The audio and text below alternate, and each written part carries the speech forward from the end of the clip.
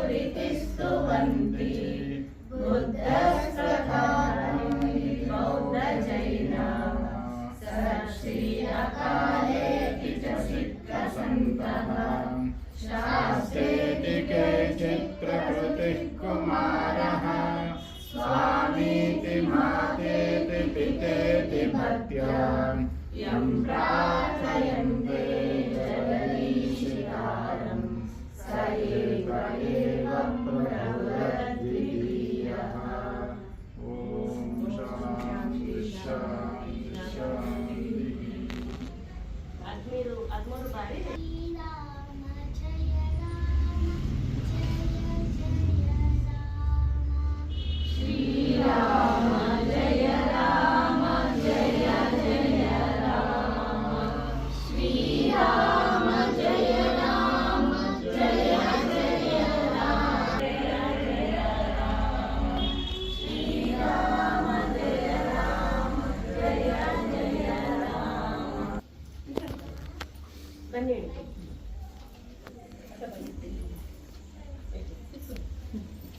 ಕಮಲಕ್ಕ ಅವರಿಂದ ಇವಾಗ ಗಣೇಶನ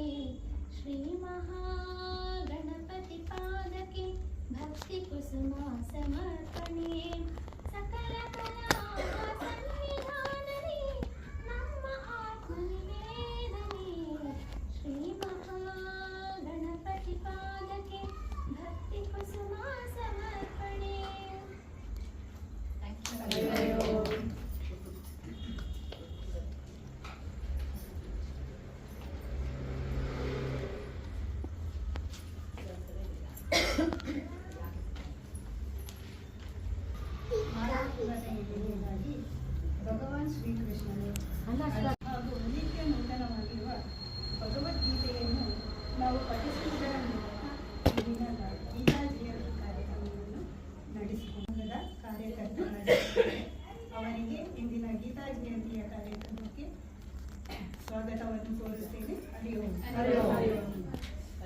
13 ವರ್ಷಗಳಿಂದ ಸಂಸ್ಕೃತ ಭಾರತಿ ಸಂಪರ್ಕ ಬಸವೇಶ್ವರ ನಗರದ ಭಾಗದ ಸಂಯೋಜಕಿಯಾಗಿರುವ ಶ್ರೀಮತಿ ಮಹಾಲಕ್ಷ್ಮಿ ಬದುಕಿನವರಿಗೆ ಹೃದಯಪೂರ್ವಕ ಸ್ವಾಗತ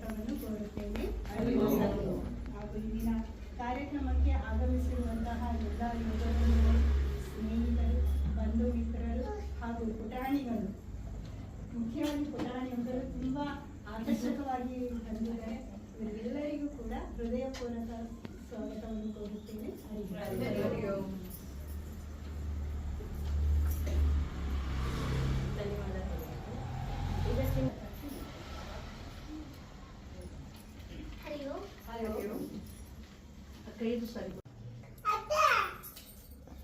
ಈಗ ನಮ್ಮ ಚಿನ್ಮಯಿ ಅವರು ನಾವು ದಿನನಿತ್ಯ ಬಳಸುವಂತ ಶ್ಲೋಕಗಳನ್ನ ಹೇಳ್ತಾರೆ. ಎಲ್ರಿಗೂ ಅರಿವು ಮೇಡಪ್ಪ. ಅಯ್ಯೋ, ನಿನ್ನ ಹೆಸರೇನಪ್ಪ? ಚಿನ್ಮಯ್. ಅಲ್ಲಿ ನೋಡು, ನಾವು ಬೆಳಗ್ಗೆ ಎದ್ದಿದ ತಕ್ಷಣ ಯಾವ ಶ್ಲೋಕ ಹೇಳ್ತೀವಪ್ಪ?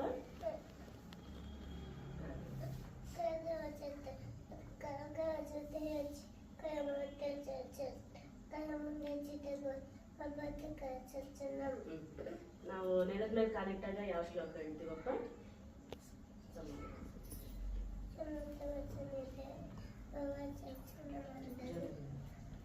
ಚರ್ಚನ ಮಂಡಲಿ ಹೆಚ್ಚು ಪುಟ್ಟಿನ ಮಚ್ಚೆಂಬ ಪದ ಚರ್ಚೆ ಕೈ ಮುಗಿಯೋದು ಯಾವ ಶ್ಲೋಕ ಹೇಳ್ತೀವಪ್ಪ? ಕೋಟೆ ಚವಪ್ರಭ ನಿಮಿಕ ಚವಕ ಹೆಚ್ಚು ಚವತ. ನಾವು ಊಟ ಮಾಡೋದು ಯಾವ ಶ್ಲೋಕ ಹೇಳ್ತೀವಪ್ಪ? ಅನ್ನಪೂರ್ಣ ಚನ್ನಪೂರ್ಣ ಶಂಕರಪ್ಪನವಲ್ಲವ ನನವಯೋಚಿತ ಪಾವತಿ. ನಾವು ನಿದ್ದೆ ಮಾಡುವಾಗ ಯಾವ ಶ್ಲೋಕ ಹೇಳ್ತೀವಪ್ಪ?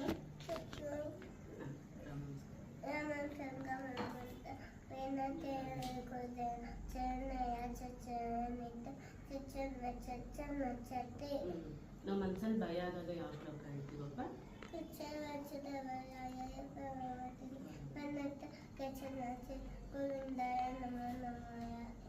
ಈಗ ಭಗವದ್ಗೀತೆ ಧ್ಯಾನ ಶ್ಲೋಕ ಭಗವತ ಕಚನ ಕಥೆಗ ಅಲ್ಲಿ ಥಮಕ ಅಚ್ಚ ಚೆನ್ನದಾಯನಿ ಭಜನ ಚಂದದ ಭಗವದ್ಗೀತ ಚರ್ಚನೆ ದೇವ ಪಂಚಸಾಯನ ಮಂದಿರ ದೇವಕ್ಕೆ ಪರಮಾನಂದ ಕಚವಂದ ಜಗದ್ಗು. अतः प्रथमोऽध्यायः अर्जुनविषादयोगः। धृतराष्ट्र उवाच धर्मक्षेत्रे कुरुक्षेत्रे समवेतायुस्तुवः मामका पाण्डवाश्चैव किमकुर्वतु सञ्जय।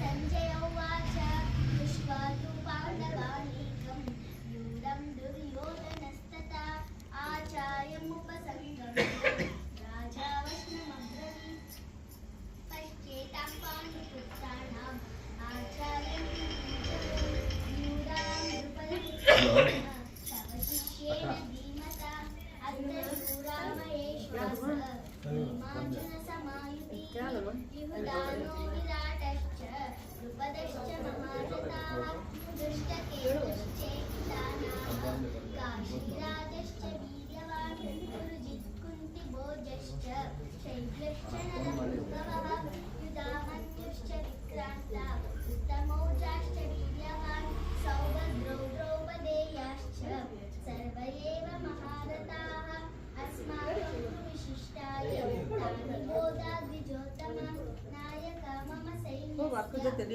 कार्तं तान् ब्रवीमीते भवान् भीष्मश्च कर्णश्च कृपश्च समितिञ्जयः अश्वत्थामाविकर्णश्च सौमदत्तिस्तदैव च अन्यश्च बहवः शूरा मदर्थे त्यक्तजीविताः नानाशस्त्रप्रहरणाः सर्वे युद्धविशारदाः अपर्याप्तं तदस्माकं बलं भीष्माभिरक्षितं पर्याप्तं दृढमेतेषां बलं भीमाभिरक्षितम् अयनेषु च सर्वेषु भीष्ममेवाभिरक्षन्तु भवन्तः सर्व एव हि तस्य सञ्जयेन दृष्टं दुर्विन्दपितामहाः सिंहनादं वदन्तौश्चै शङ्खान् दद्मौ प्रतापवान् तथा शङ्काश्च वेद्यश्च प्रणवानकगोमुखाः सहसैन्याभ्यहन्यश्च सशब्दस्तु मुलो भवतु ततः श्वेते महीस्यन्ते मे स्थितौ माधवः पाण्डवाश्चैव दिव्यौ शङ्खौ प्रदत्मतो पाञ्चजन्येषु देवदत्तं धनञ्जयः पौण्ड्रं दद्मौ महाशङ्कौ भीमकर्मासुकोदरः अनन्तविजयं राजं कुन्तीपुत्रो युधिष्ठिरः नकुलसहदेवश्च सुघोषो मणिपुष्पकौ काश्यश्च परमेश्वासः शिखण्डीश्च महारथाः दुष्टद्युम्नो विराटश्च सात्यकीश्च पराजितः द्रुपदौ द्रौपदेयश्च सौभद्रश्च महान् भावो शङ्कर्दत्तौ सघोषोदात्तराष्ट्राणां हृदयानि व्यधारयत् न पश्यपृथिवीं चैव तुमुलो विरनादयन् अतः दृष्ट्वा दातराष्ट्रान् कपिध्वज प्रवृत्ते शस्त्रसम्पाते धनुर्द्यम्य पाण्डवः ऋषिकेशं ददा वाक्यम् इदमानि महीपते अर्जुन उवाच सेनयोरुभयोर्मध्ये रथं स्थापयमीक्षितं यावदेतानिरीक्षेऽहं योत्सुकामानवस्थितं कैर्मया सह योत्सव्यम् अस्मिन् रणसमुद्यमे योत्स्य कामानवेक्षेऽहं ययेतेऽत्र समागतः दातराष्ट्रस्य दुर्बुद्धे युद्धेऽपि केशवः सञ्जय उवाच एवमुक्तो ऋषिकेशं गुडाकेशेन भारत सेनयोरुभयोर्मध्ये स्थापयित्वा रथोत्तमं भीष्मद्रोणप्रमुखतः सर्वेषां च मेक्षिता उवाच पार्थ पश्येतान् समवेतान् सुहृदिते तत्र पश्यस्तान् पार्थ भूमतपितामहान् आचार्यान् मातुलान् भ्रातॄन् पुत्रान् पौत्रान् सखीं तथा श्वशुरान् सहोदरश्चैव सेनयोरुभयोरपि तान् समीक्ष्य स कौन्तेय सर्वान् सम्पूर्णवस्थितान् कृपया परयाविष्टो शीदन्नितमब्रवीत् अर्जुन उवाच दृष्ट्वेवं वचनं कृष्ण समुपस्थितं सीदन्ति मम गात्राणि देवदुष्टशरीरे रोमहर्षश्च जायते गाण्डीवं संसते हस्ता तच्छैव परिदह्यते तस्य शक्नोमवस्थातुं भ्रमतीव च मे मनः निमित्तानि च पश्यामि विपरीतानि केशव न च श्रेयोनुपश्यामि अथवा स्वजनमाहमे न काङ्क्षे विजयं कृष्ण न च राज्यं सुखानि च किं नो राज्येन भोगे जीविते येषामर्थे काङ्क्षितं भोगा सुखानि च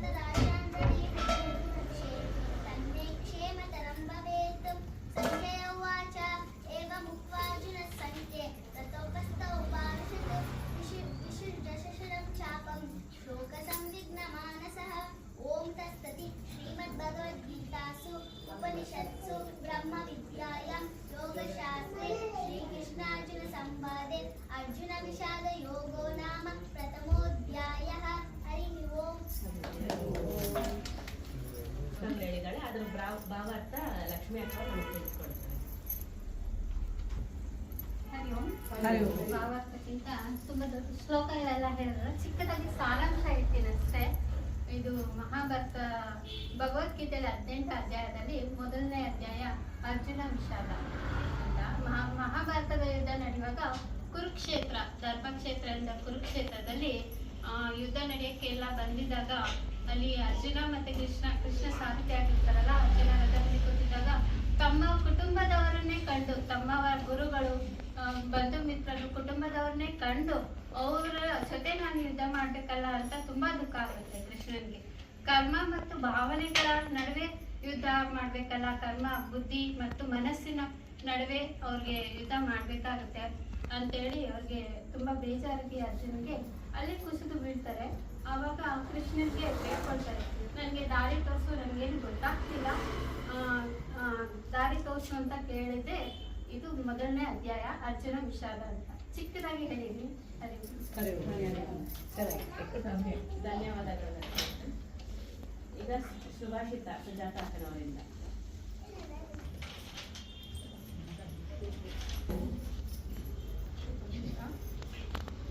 ಅಯಂ ಪರೋ ವೇತಿ ಗಣಾನ ಲಘುಚೇತಸಾಂ ಉದಾರಾಚರಿತಾನಾಂ ತು ವಸುದೈವ ಕುಟುಂಬಕಂ. ಅಂದ್ರೆ ಈ ಭೂಮಂಡಲನೇ ಒಂದು ಮನೆ ಇದ್ದಾಗೆ, ಅದರಲ್ಲಿ ನಾವೆಲ್ಲ ಇಲ್ಲಿ ವಾಸ ಮಾಡುವಂತ ಜೀವಿಗಳು, ಜಲಚರಗಳು, ಮನುಷ್ಯರು, ಎಲ್ಲ ಪ್ರಾಣಿ ಪಕ್ಷಿಗಳು ಎಲ್ಲ ಒಂದು ಕುಟುಂಬದ ಸದಸ್ಯರು. ನಾವೆಲ್ಲರೂ ಒಂದೇ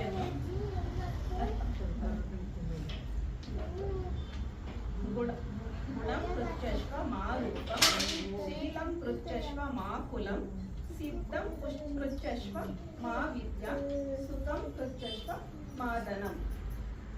ಗುಣ ನೋಡ್ಬೇಕು, ರೂಪವನ್ನ ನೋಡ್ಬೇಡಿ, ಅವರಲ್ಲಿರುವಂತ ಗುಣವನ್ನ ನೋಡಿ, ಮತ್ತೆ ಅವ್ರು ಯಾವ ಕುಲ ಅನ್ನೋದನ್ನ ನೋಡ್ಬೇಡಿ, ಅವರ ಶೀಲ ಹೇಗಿದೆ, ಅವರ ನಡತೆ ಹೇಗಿದೆ ಅದನ್ನ ನೋಡಿ, ಮತ್ತೆ ಏನು ವಿದ್ಯೆ, ಅವ್ರು ಎಷ್ಟು ಪದವಿ ಪಡೆದಿದ್ದಾರೆ, ಎಷ್ಟು ಡಿಗ್ರಿಯನ್ನ ಪಡ್ಕೊಂಡಿದ್ದಾರೆ ಅನ್ನೋದನ್ನ ನೋಡ್ಬೇಡಿ, ಅವ್ರು ಎಷ್ಟು ಸಿದ್ಧಿಸ್ಕೊಂಡಿದ್ದಾರೆ ಅನ್ನೋದನ್ನ ನೋಡಿ, ಮತ್ತೆ ಅವ್ರ ಹತ್ರ ಎಷ್ಟು ಹಣ ಇದೆ, ಅವ್ರ ಹತ್ರ ಎಷ್ಟು ಐಶ್ವರ್ಯ ಇದೆ ಅನ್ನೋದನ್ನ ನೋಡ್ಬೇಡಿ, ಅವ್ರು ಎಷ್ಟು ಸುಖವಾಗಿದ್ದಾರೆ ಅನ್ನೋದನ್ನ ನೋಡಿ ಅನ್ನೋದು ಈ ಸುಭಾಷಿತದ ಅರ್ಥ.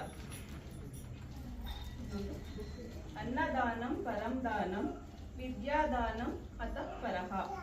ಅನ್ನೇನ ಕ್ಷಣಿಕಾ ತೃಪ್ತಿ ಯಾವಚೀವಂ ಜೀವಂ ಚ ವಿದ್ಯೆಯ.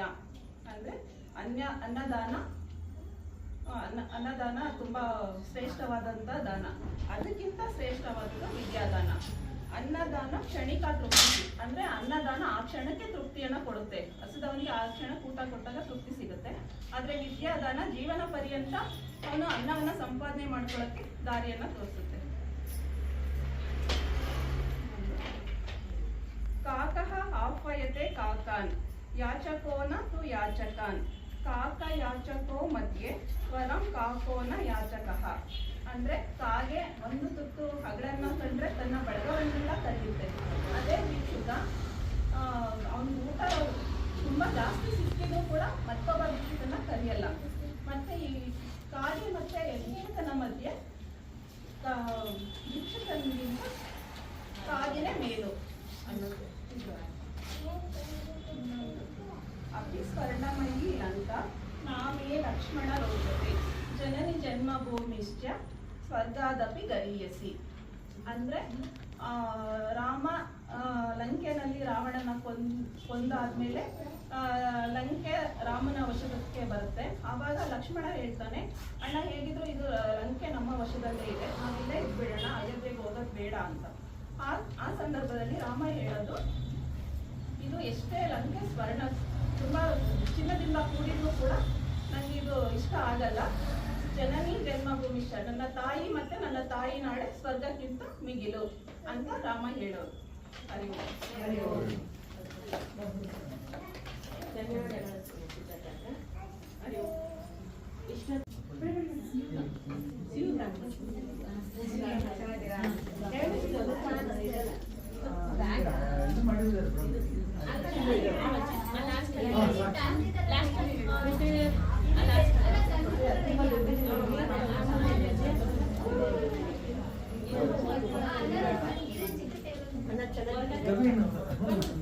ನಮಸ್ತೆ, ನಾನೇ ಶಶಿ ಸಿಂಗಿತ್ರ ಮಾತಾಡ್ತಾ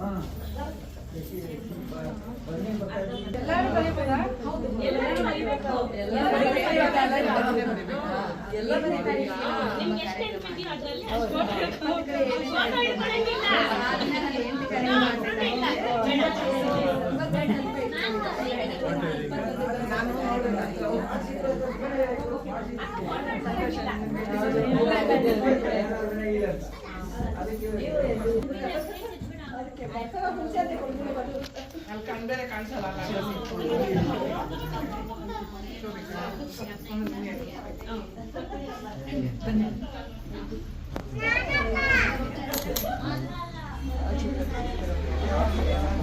ರೈಟ್ ಕಾರ್ನರಲ್ಲಿ ನಿಮ್ಮ ಹೆಸರು ಬರೆಯಿರಿ. ಬಿಟ್ಟು ಬರೆಯಿರಿ.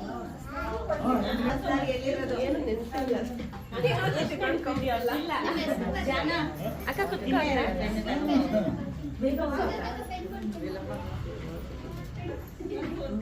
ಯಾರು ಎಷ್ಟು ನೆನಪಿದೆಯೋ ಅಷ್ಟು ಬರೀರಿ.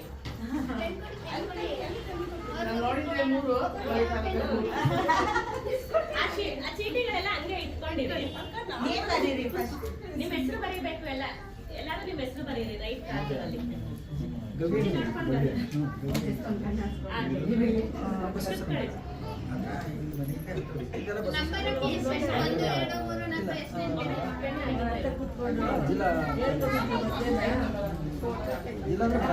ಫೋಟೋ ವಿಡಿಯೋ ಎರಡು ಮಾಡ್ತೀನಿ.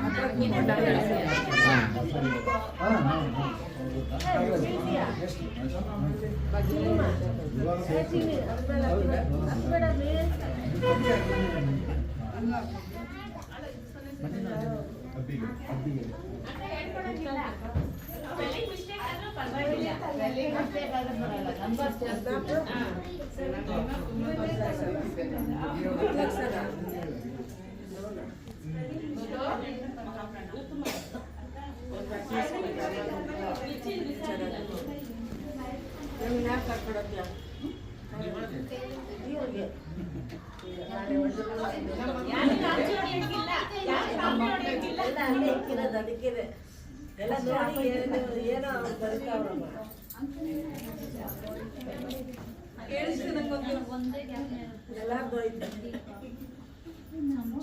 ಯಾರು ಡಿಸ್ಕಸ್ ಮಾಡಂಗಿಲ್ಲ.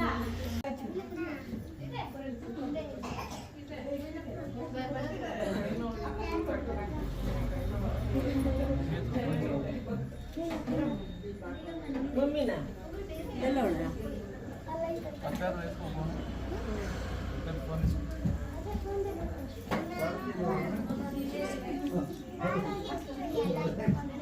ಆಯ್ತಾ? ಅಕ್ಕ ಹೇಳ್ಕೊಡ್ತಿದ್ದಾರೆ.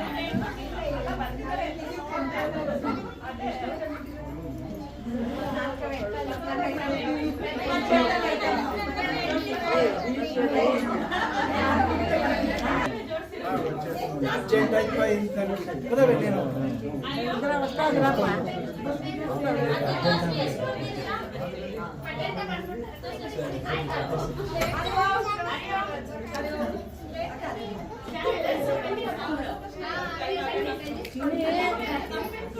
ನೋಡು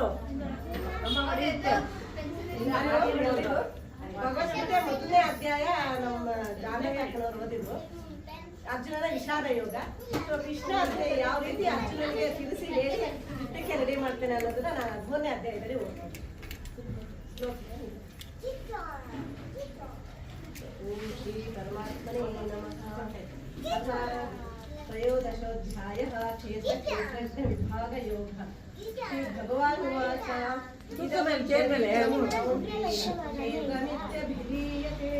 ಏತದ್ಧೋಮೇತಿ ತಂ ಪ್ರಾಹು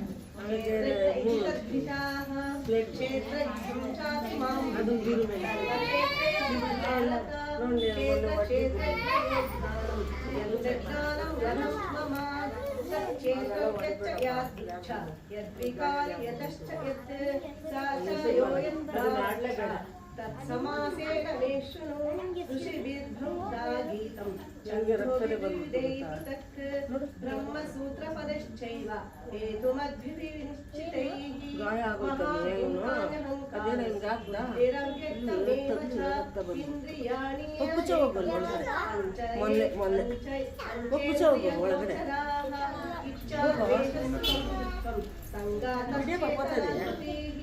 एतत् चेतं समासेन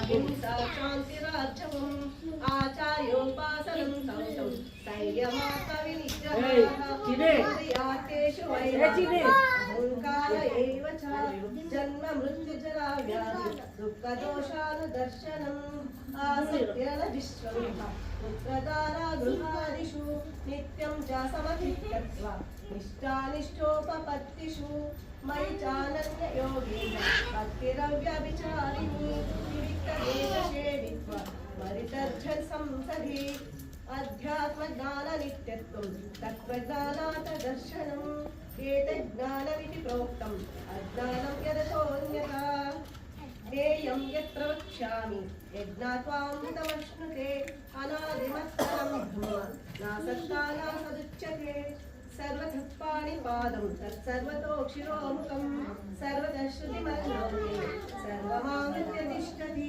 सर्वेन्द्रियगुणाभासं सर्वेन्द्रियविवर्जितम् असक्तं सर्वभृक्षैव निर्गुणं गुणभोक्तुं च बहिरन्तश्च भूतानाम् अचरं चरमेव च सूक्ष्मात्वात् तद्विज्ञेयं दूरस्थं चान्तिके च तत् अविभक्तं च भूतेषु विभक्तमिव चास्तितं भूतद्धर्तु च तज्ज्ञेयं विष्णुप्रभविष्णु च ज्योतिषामपि तज्ज्योतिस्तमसा परमुच्यते ज्ञानं ज्ञेयं ज्ञानगम्यं हृदि सर्वस्य विष्टितम् इति चेतं तथा ज्ञानं ज्ञेयं चोक्तं समासताः मद्भक्ता एतद्विज्ञाय मद्भावायोपपद्यते प्रकृतिं पुरुषं चैव विद्यनादिउभावपि विकारांश्च गुणश्चैव वेदे प्रकृतिसम्भवान् कार्यकरणकर्तृत्वे हेतु प्रकृतिरुच्यते पुरुषसुखदुःखानां भोक्तृत्वे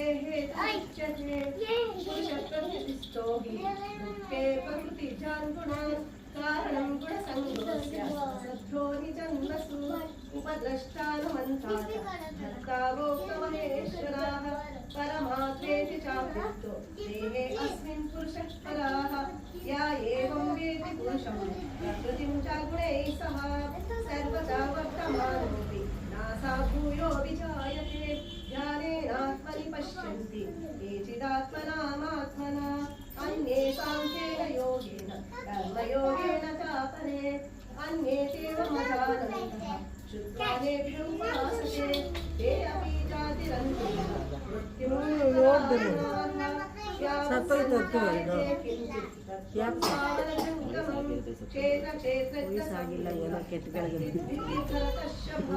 समं सर्वेषु भूतेषु नित्यं परमेश्वरं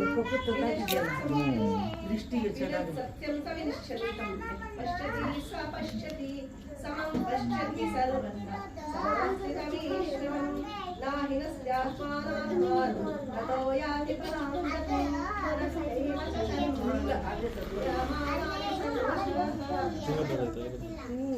कर्माणि यत् पश्यति तदात्मानं न स पश्यति यदा भूतमनुभाव एकस्तमनुपश्यति तत एव च विस्तारं ब्रह्म सम्पद्यते तदाम् अनादित्वा निर्गुणाकात्पर्यमात्मायम् अव्ययः शरीरस्थोऽपि कौन्तेय न करोति न लिप्यते यथा सर्वं सौख्यानः आकाशं नोपलिप्यते सर्वत्रावस्थितो देहे तथात्मानोपलिप्यते यदा प्रकाशयत्येह दुःस्थं लोकमिदं रविः चेतं चेति तथा दुःस्थं प्रकाशयति भावनक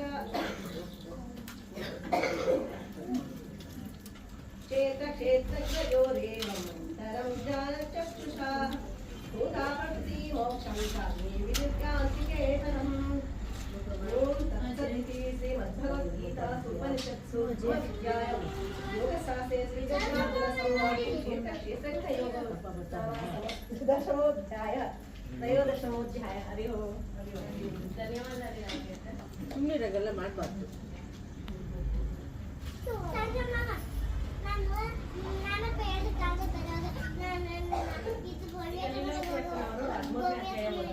ಅದರದ್ದು ಅರ್ಥ ನಾನು ಹೇಳ್ತೀನಿ.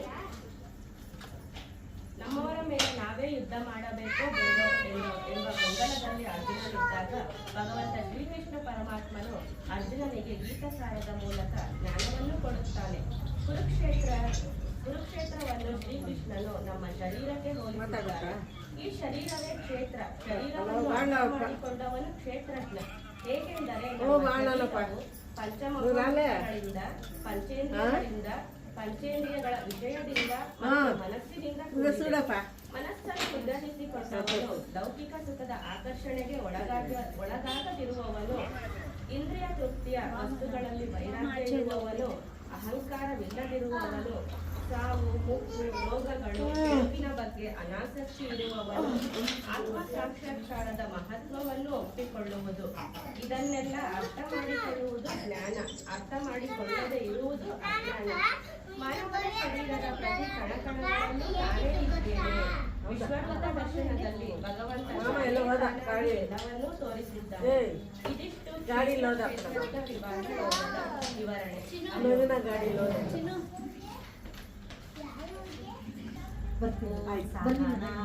ಬರ್ತೀನಿ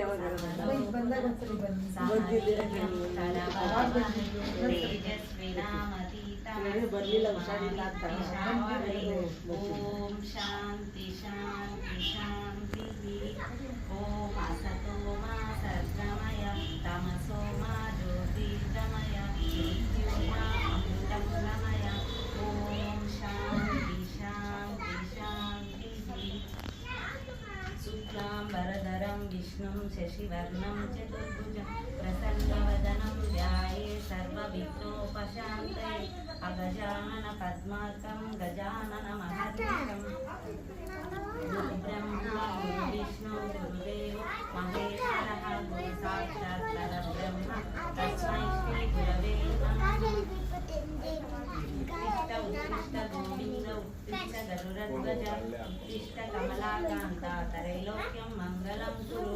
गङ्गे चैमुने चैव गोदावरी सरस्वती नर्मदे सिन्धु कावेरी जलेऽस्मिन् सन्निधिं कुरु. यानि कानि च पापानि जन्मानि च तानि तानि विनश्यन्ति प्रदर्शिनं पदे पदे. श्रीराम राम रामेति रमे रामे मनोरमे सहस्रनाम तत्तुल्यं रामनाम वरानने. या देवी सर्वभूतेषु दयारूपेण संस्थिता नमस्तस्यै नमस्तस्यै नमस्तस्यै नमो नमः. ओम सर्वमंगलमांगल्ये शिवे सर्वार्थसाधिके शरण्ये त्र्यंबके देवी नारायणी नमोस्तुते. ओम पूर्णमदा पूर्णमिदं पूर्णात् पूर्णमुदच्यते पूर्णस्य पूर्णमादाय पूर्णमेवावशिष्यते. श्रद्धां मेधां यशः प्रज्ञां विद्यां बुद्धिं श्रियं बलम् आयुष्यं तेजः आरोग्यं देहि मे अव्यवाहनं. शुभं करोति कल्याणम् आरोग्यं धनसम्पदः. शत्रुबुद्धिविनाशायां दीपज्योति नमोस्तुते. हरि ओಂ.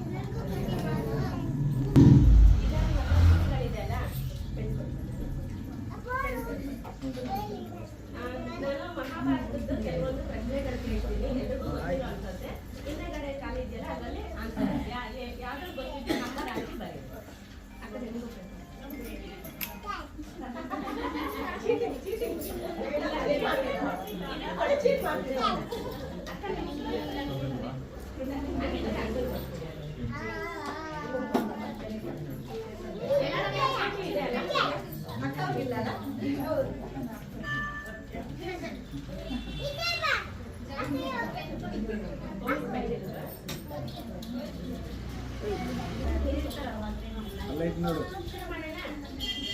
ನಂಬರ್ ಹಾಕ್ಬಿಟ್ಟು ಆನ್ಸರ್ ಬರೀಬೇಕು. ಮಹಾಭಾರತ ಬರೆದವರು ಯಾರು? ನಂಬರ್ 1 ಅಂತ ಹಾಕಿ ಆನ್ಸರ್ ಬರೀಬೇಕು. ಮಹಾಭಾರತ ಮುಂದೆ ನೋಡ್ಕೊಂಡು ಹೋಗು. ಏನು ಮಾತಾಡಂಗಿಲ್ಲ. ಕೊಡ್ತೀನಿ ಇನ್ನು ಕೊಡ್ತೀನಿ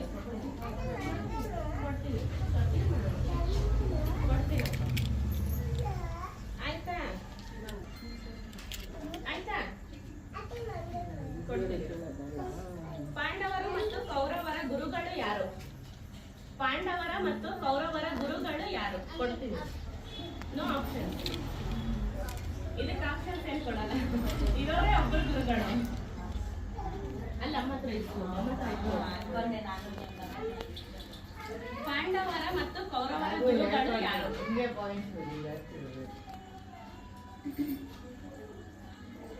ಆಯ್ತಾ?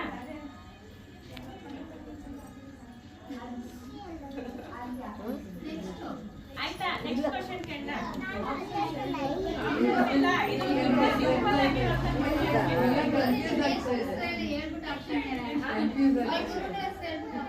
ನೆಕ್ಸ್ಟ್ ಕ್ವಶನ್ ಹೇಳ. ಅಮ್ಮನ ಹತ್ರ ಇದ್ದಿತ್ತು. ಕೌರವರು ಒಟ್ಟು ಎಷ್ಟು ಮಂದಿ? ಕೌರವರು ಒಟ್ಟು ಎಷ್ಟು ಮಂದಿ? ಯಾರು ಡಿಸ್ಕಸ್ ಮಾಡೋದು? ಇಲ್ಲಿ ಬಂದ್ರೆ ಒಳ್ಳೇದು. ಆಯ್ತಾ? ದುರ್ಯೋಧನನನ್ನು ಯುದ್ಧದಲ್ಲಿ ಕೊಂದವರು ಯಾರು?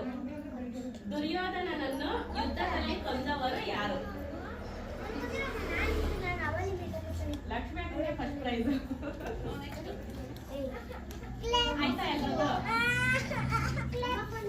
ಭಗವದ್ಗೀತೆಯಲ್ಲಿ ಒಟ್ಟು ಎಷ್ಟು ಅಧ್ಯಾಯಗಳಿವೆ? ಭಗವದ್ಗೀತೆಯಲ್ಲಿ ಒಟ್ಟು ಎಷ್ಟು ಅಧ್ಯಾಯಗಳಿವೆ?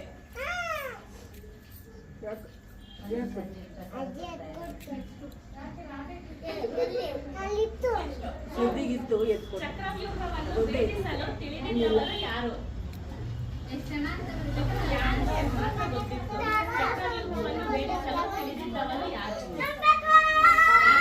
ಮಾತ್ರನೇ ಗೊತ್ತಿದ್ದು.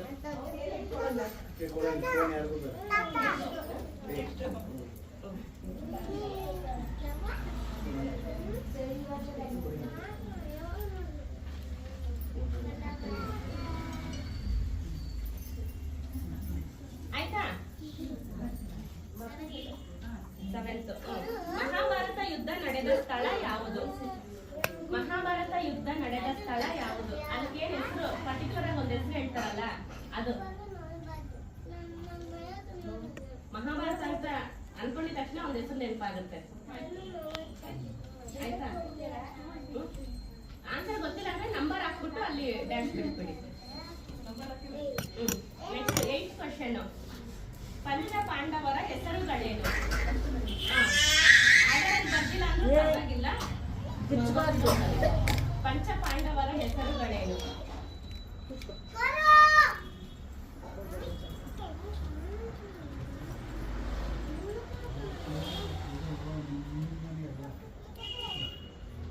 ಸ್ವಲ್ಪ ಕೊಡ ಸ್ವಲ್ಪ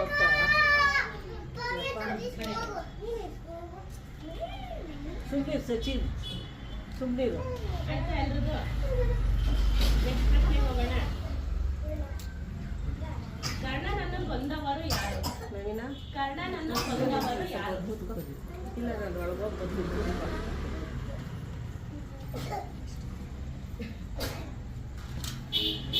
ಆಯ್ತಾ? ಮುಂದಿನ ಪ್ರಶ್ನೆಗೆ ಹೋಗೋಣವಾ? ಅರ್ಜುನನಿಗೆ ಶಿವ ಕೊಟ್ಟ ಅಸ್ತ್ರ ಯಾವುದು? ಅರ್ಜುನನಿಗೆ ಶಿವ ಕೊಟ್ಟ ಅಸ್ತ್ರ ಯಾವುದು?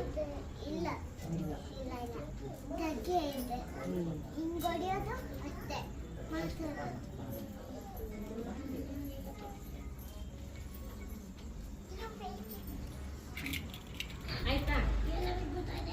ಪಗಡೆ ಆಟದಲ್ಲಿ ಸೋತ ನಂತರ ಪಾಂಡವರು ಎಷ್ಟು ವರ್ಷ ವನವಾಸದಲ್ಲಿದ್ದರು? ಪಗಡೆ ಆಟದಲ್ಲಿ ಸೋತ ನಂತರ ಪಾಂಡವರು ಎಷ್ಟು ವರ್ಷ ವನವಾಸದಲ್ಲಿದ್ದರು?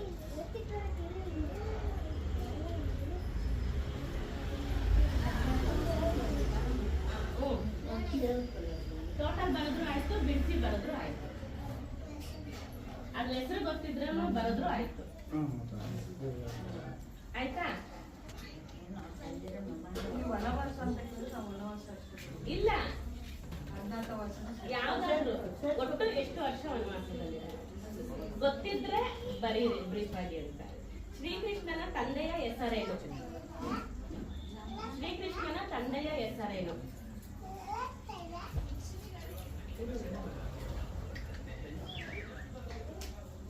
ಪದ್ದು ಭೀಷ್ಮನಿಗೆ ತನ್ನ ತಂದೆ ಕೊಟ್ಟ ವರ ಏನು? ಭೀಷ್ಮನಿಗೆ ತನ್ನ ತಂದೆ ಕೊಟ್ಟ ವರ ಏನು?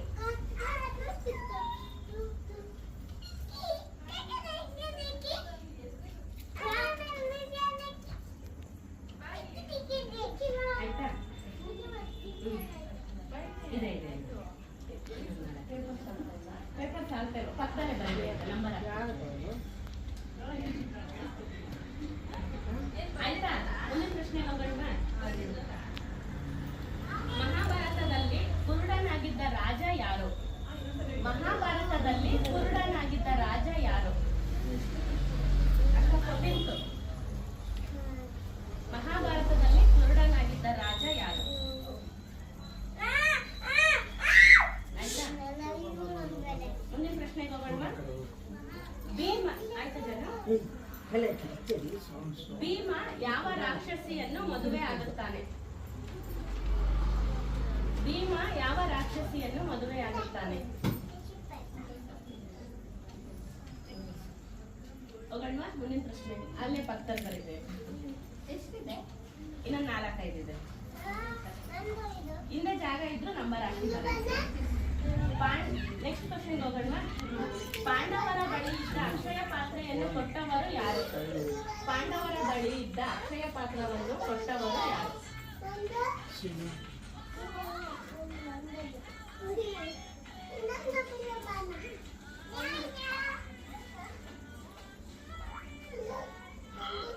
ಆಯ್ತಾ? ಮುಂದಿನ ಪ್ರಶ್ನೆಗೆ ಹೋಗೋಣ. ಕುರುಕ್ಷೇತ್ರ ಯುದ್ಧದಲ್ಲಿ ಶ್ರೀಕೃಷ್ಣನ ಯಾವ ರೂಪ ಅರ್ಜುನನಿಗೆ ತೋರಿಸಲಾಗಿದೆ?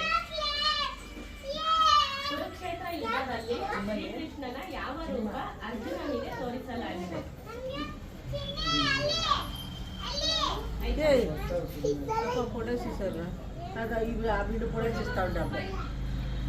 ಶ್ರೀಕೃಷ್ಣನ ಅಣ್ಣನ ಹೆಸರೇನು? ಶ್ರೀಕೃಷ್ಣನ ಅಣ್ಣನ ಹೆಸರೇನು? ಗೊತ್ತೇ ಇಲ್ಲ. ಹೇಗೆ ಸತ್ತರು? ಶ್ರೀಕೃಷ್ಣ ಹೇಗೆ ಸತ್ತರು?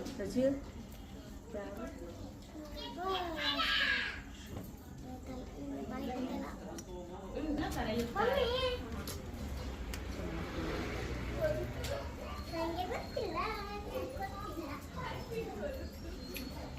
ಇನ್ನೊಂದೆರಡಿದೆ. ಯಜ್ಞಸೇನಿ ಯಾರು?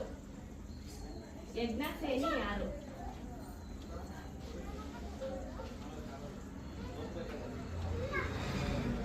ಆಯ್ತಾ? ಅಲ್ಲಿ ಡ್ಯಾಶ್ ಆಗ್ತದೆ. ಕೊನೆಯ ಪ್ರಶ್ನೆ. ಕವಚ ಕುಂಡಲವನ್ನು ತೊಟ್ಟವರು ಯಾರು? ಕವಚ ಕುಂಡಲವನ್ನು ತೊಟ್ಟವರು ಯಾರು? ಅವ್ರ ಹೆಸರು ಮಾತ್ರ ಬರೆದ್ರೆ ಆಯ್ತು. ಒಂದ್ಸಲ ಪ್ರಶ್ನೆ ಓದ್ತೀನಿ, ಉತ್ತರ ಕರೆಕ್ಟ್ ಆಗಿದೆಯಾ ಅಂತ ನೋಡ್ಕೊಳ್ಳಿ. ಮೊದಲಿನಿಂದ ಪ್ರಶ್ನೆ ರಿಪೀಟ್ ಮಾಡ್ತೀನಿ. ಮಹಾಭಾರತ ಬರೆದವರು ಯಾರು? ಮೊದಲನೇ ಪ್ರಶ್ನೆ. ಎರಡನೇದು, ಪಾಂಡವರು ಮತ್ತು ಕೌರವರ ಗುರುಗಳು ಯಾರು? ಉತ್ತರ ಏನಲ್ಲ, ನೀವು ಜಸ್ಟ್ ಬರ್ತಿದ್ದೀರಂತ ಚೆಕ್ ಮಾಡಿ ಆಮೇಲೆ ನಾವು ಕರೆಕ್ಷನ್ ಮಾಡ್ತೀವಿ. ಕೌರವರು ಒಟ್ಟು ಎಷ್ಟು ಮಂದಿ? ಮೂರನೇ ಪ್ರಶ್ನೆ. ಕೌರವರು ಒಟ್ಟು ಎಷ್ಟು ಮಂದಿ? ನಾಲ್ಕನೇದು, ದುರ್ಯೋಧನನನ್ನು ಯುದ್ಧದಲ್ಲಿ ಕೊಂದವರು ಯಾರು? ಭಗವದ್ಗೀತೆಯಲ್ಲಿ ಎಷ್ಟು ಅಧ್ಯಾಯಗಳಿವೆ? ಚಕ್ರವ್ಯೂಹವನ್ನು ಭೇದಿಸಲು ತಿಳಿದಿದ್ದವರು ಯಾರು? ಮಹಾಭಾರತ ಯುದ್ಧ ನಡೆದ ಸ್ಥಳ ಯಾವುದು? ಪಂಚಪಾಂಡವರ ಹೆಸರುಗಳೇನು? ಕರ್ಣನನ್ನು ಕೊಂದವರು ಯಾರು? ಅರ್ಜುನನಿಗೆ ಶಿವ ಕೊಟ್ಟ ಅಸ್ತ್ರ ಯಾವುದು?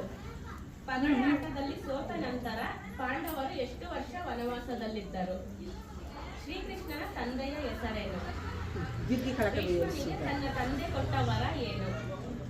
ಮಹಾಭಾರತದಲ್ಲಿ ಕುರುಡನಾಗಿದ್ದ ರಾಜ ಯಾರು? ಭೀಮ ಯಾವ ರಾಕ್ಷಸಿಯನ್ನು ಮದುವೆ ಆಗುತ್ತಾನೆ? ಪಾಂಡವರ ಬಳಿ ಇದ್ದ ಅಕ್ಷಯ ಪಾತ್ರೆಯನ್ನು ಕೊಟ್ಟವರು ಯಾರು? ಕುರುಕ್ಷೇತ್ರ ಯುದ್ಧದಲ್ಲಿ ಶ್ರೀಕೃಷ್ಣನ ಯಾವ ರೂಪ ಅರ್ಜುನನಿಗೆ ತೋರಿಸಲಾಗಿದೆ? ಶ್ರೀಕೃಷ್ಣನ ಅಣ್ಣನ ಹೆಸರೇನು? ಶ್ರೀಕೃಷ್ಣ ಹೇಗೆ ಸತ್ತರು? ಗುಡಾಕೇಶ ಎಂದು ಯಾರನ್ನು ಕರೆಯುತ್ತಾರೆ? ಯಜ್ಞಸೇನಿ ಯಾರು? ಕವಚ ಕುಂಡಲವನ್ನು ತೊಟ್ಟವರು ಯಾರು? ಎಲ್ಲರ ಹೆಸರು ಬರ್ದಿದ್ದೀರಾ? ಬಾಯಲ್ಲಿರೋ ಸ್ವಲ್ಪ ಕೂಡ ಬಾತದು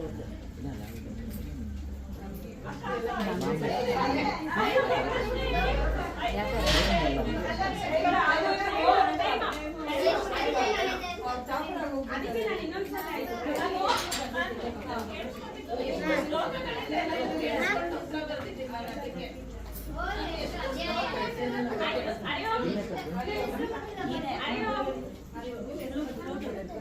ಈಗ ನಮ್ಮ ಅತಿಥಿಗಳಾದ ಬೇಂಡೆ ಮಹೋದಯ ಅವರು ಒಂದೆರಡು ಮಾತುಗಳನ್ನ ಆಡ್ತಾರೆ.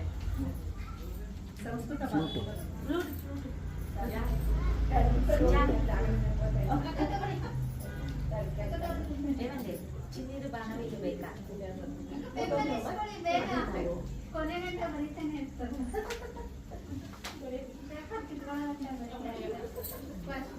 ನಾನು ಏನೋ ಮಿಸ್ಟೇಕ್ ಮಾಡಿಲ್ಲ, ಹೇಳ್ಕೊಂಡಿರಂತಿಲ್ಲ. ಒಂದು ಪ್ರಶ್ನೆ ನಾನು ಅರ್ಥ ಮಾಡ್ಕೊಂಡಿದ್ದು ಅರ್ಥ ಮಾಡಿ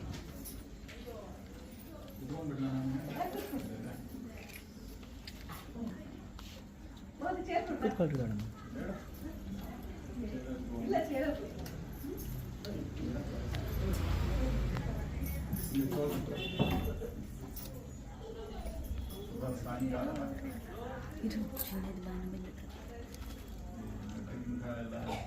ಕೃಷ್ಣ ಭಕ್ತರು ಸಂಸ್ಕೃತ ಭಾರತೀಯ ಕಾರ್ಯಕರ್ತರು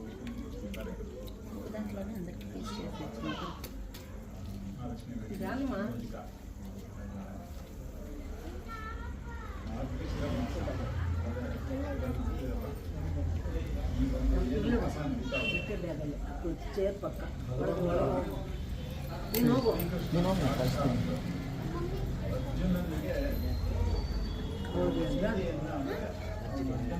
ಇಟ್ಕೊಂಡು ಇಡೀ ನಮ್ಮ ಜೀವನದ ಹೇಗೆ ಇರಬೇಕು ಜೀವನ ಅನ್ನೋದು ಇಡೀ ಮಾನವ ಕೊಡುತ್ತಂಥ ಒಂದು ಪವಿತ್ರವಾದ ಮಾಸ. ಅದರಲ್ಲಿ ಶುದ್ಧ ಏಕಾದಶಿ ಅಂದರೆ ಮೊನ್ನೆ ಆಯಿತು, ಡಿಸೆಂಬರ್ 1ನೇ ತಾರೀಕು ಬಂದಿತ್ತು ಈ ಕಡೆ. ಮಾರ್ಗಶಿರ ಶುದ್ಧ ಏಕಾದಶಿಯಿಂದ ಕುರುಕ್ಷೇತ್ರದಲ್ಲಿ ಎಲ್ಲಿ ಉಪದೇಶ ಮಾಡಿಕೊಂಡು ಎಲ್ಲವ ಅಂತಂದ್ರೆ ಯಾವುದೇ ಒಂದು ಉಪದೇಶ ಮಾಡಲಿಲ್ಲ ಅಥವಾ ಇನ್ನೆಲ್ಲೋ ನದಿ ತೀರದಲ್ಲಿ ಅಥವಾ ಇನ್ನೆಲ್ಲೋ ಇದನ್ನು ಮಾಡಲಿಲ್ಲ. ಅಂದ್ರೆ ಅವ್ನು ಆರಿಸ್ಕೊಂಡಿರ್ತಕ್ಕಂಥ ಜಾಗ ರಣರಂಗ, ಸಾಕ್ಷಾತ್ ಯುದ್ಧ ನಡಿಬೇಕು. ಆ ಸಮಯದಲ್ಲಿ ಅವನಿಗೆ ಒಂದು ಉಪದೇಶವನ್ನ ಮಾಡ್ತಾನೆ. ಅದನ್ನ ವ್ಯಾಸರು ಹೇಳಿಟ್ಟಿದ್ದಾರೆ. 18 ಅಧ್ಯಾಯಗಳಲ್ಲಿ 700 ಶ್ಲೋಕಗಳಲ್ಲಿ ನಮ್ಮ ಜೀವನ ಅಂದ್ರೆ ಹೇಗಿರ್ಬೇಕು, ಎಲ್ಲಿ ಎದೆ ಹೊಂದುತ್ತಾರೆ ಆವಾಗ ಭಗವದ್ಗೀತೆ ಅನ್ನೋದು ನಮಗೊಂದು ಏನು ಸಾಕ್ಷಾತ್ ಏನಾದ್ರು ಹೇಳ್ಬೋದು. ಒಂದು ಯಾವಾಗಲೂ ಒಂದು ಆಪ್ತ ಸ್ನೇಹಿತನಾಗಿರ್ತಾನೆ, ಇದರಲ್ಲಿ ಏನೋ ಸಹಾಯಕ್ಕೆ ಬರುತ್ತೆ. ಇದರಲ್ಲಿ ಎಲ್ಲ ಹೇಳ್ತಾ ಇನ್ನೊಬ್ರು ಯಾವುದೋ ಒಂದು ಹೇಳ್ತಾ ಇದ್ರು. ಭಗವದ್ಗೀತೆ ಮೊಬೈಲ್ನಲ್ಲಿ ನಮಗೆ ಇದು ಬರುತ್ತಲ್ಲ, ಓದಾ ಊಬರ್ ಆ್ಯಪ್ ಇದ್ರೆ ಸಾಕಂತೆ. ಆ ಥರ ಯಾವಾಗಲೂ ನಮಗೆ ಉಪಯೋಗ ಬರುತ್ತೆ. ನಮಗೆ ಗೊತ್ತಿಲ್ಲ, ಅದನ್ನ ಉಪಯೋಗ ಮಾಡ್ಲಿಕ್ಕೆ ಗೊತ್ತಿಲ್ಲ ಮೊಬೈಲ್ ಅಂದರೆ ಆ ಆ್ಯಪ್ ಇದ್ರೆ ಯಾರಿಗಾರು ಕೊಟ್ಟರೆ ಯಾರು ಬುಕ್ ಮಾಡ್ಕೊಡ್ತಾರೆ ಹೋಗಿ. ಆ ರೀತಿ ಏನಿಲ್ಲ ಅಂತಾನೆ ಇಲ್ಲ ಇದರಲ್ಲಿ ಭಗವದ್ಗೀತೆನಲ್ಲಿ. ಸಾಕ್ಷಾತ್ ಭಗವತ ಉಕ್ತಮಿತಿ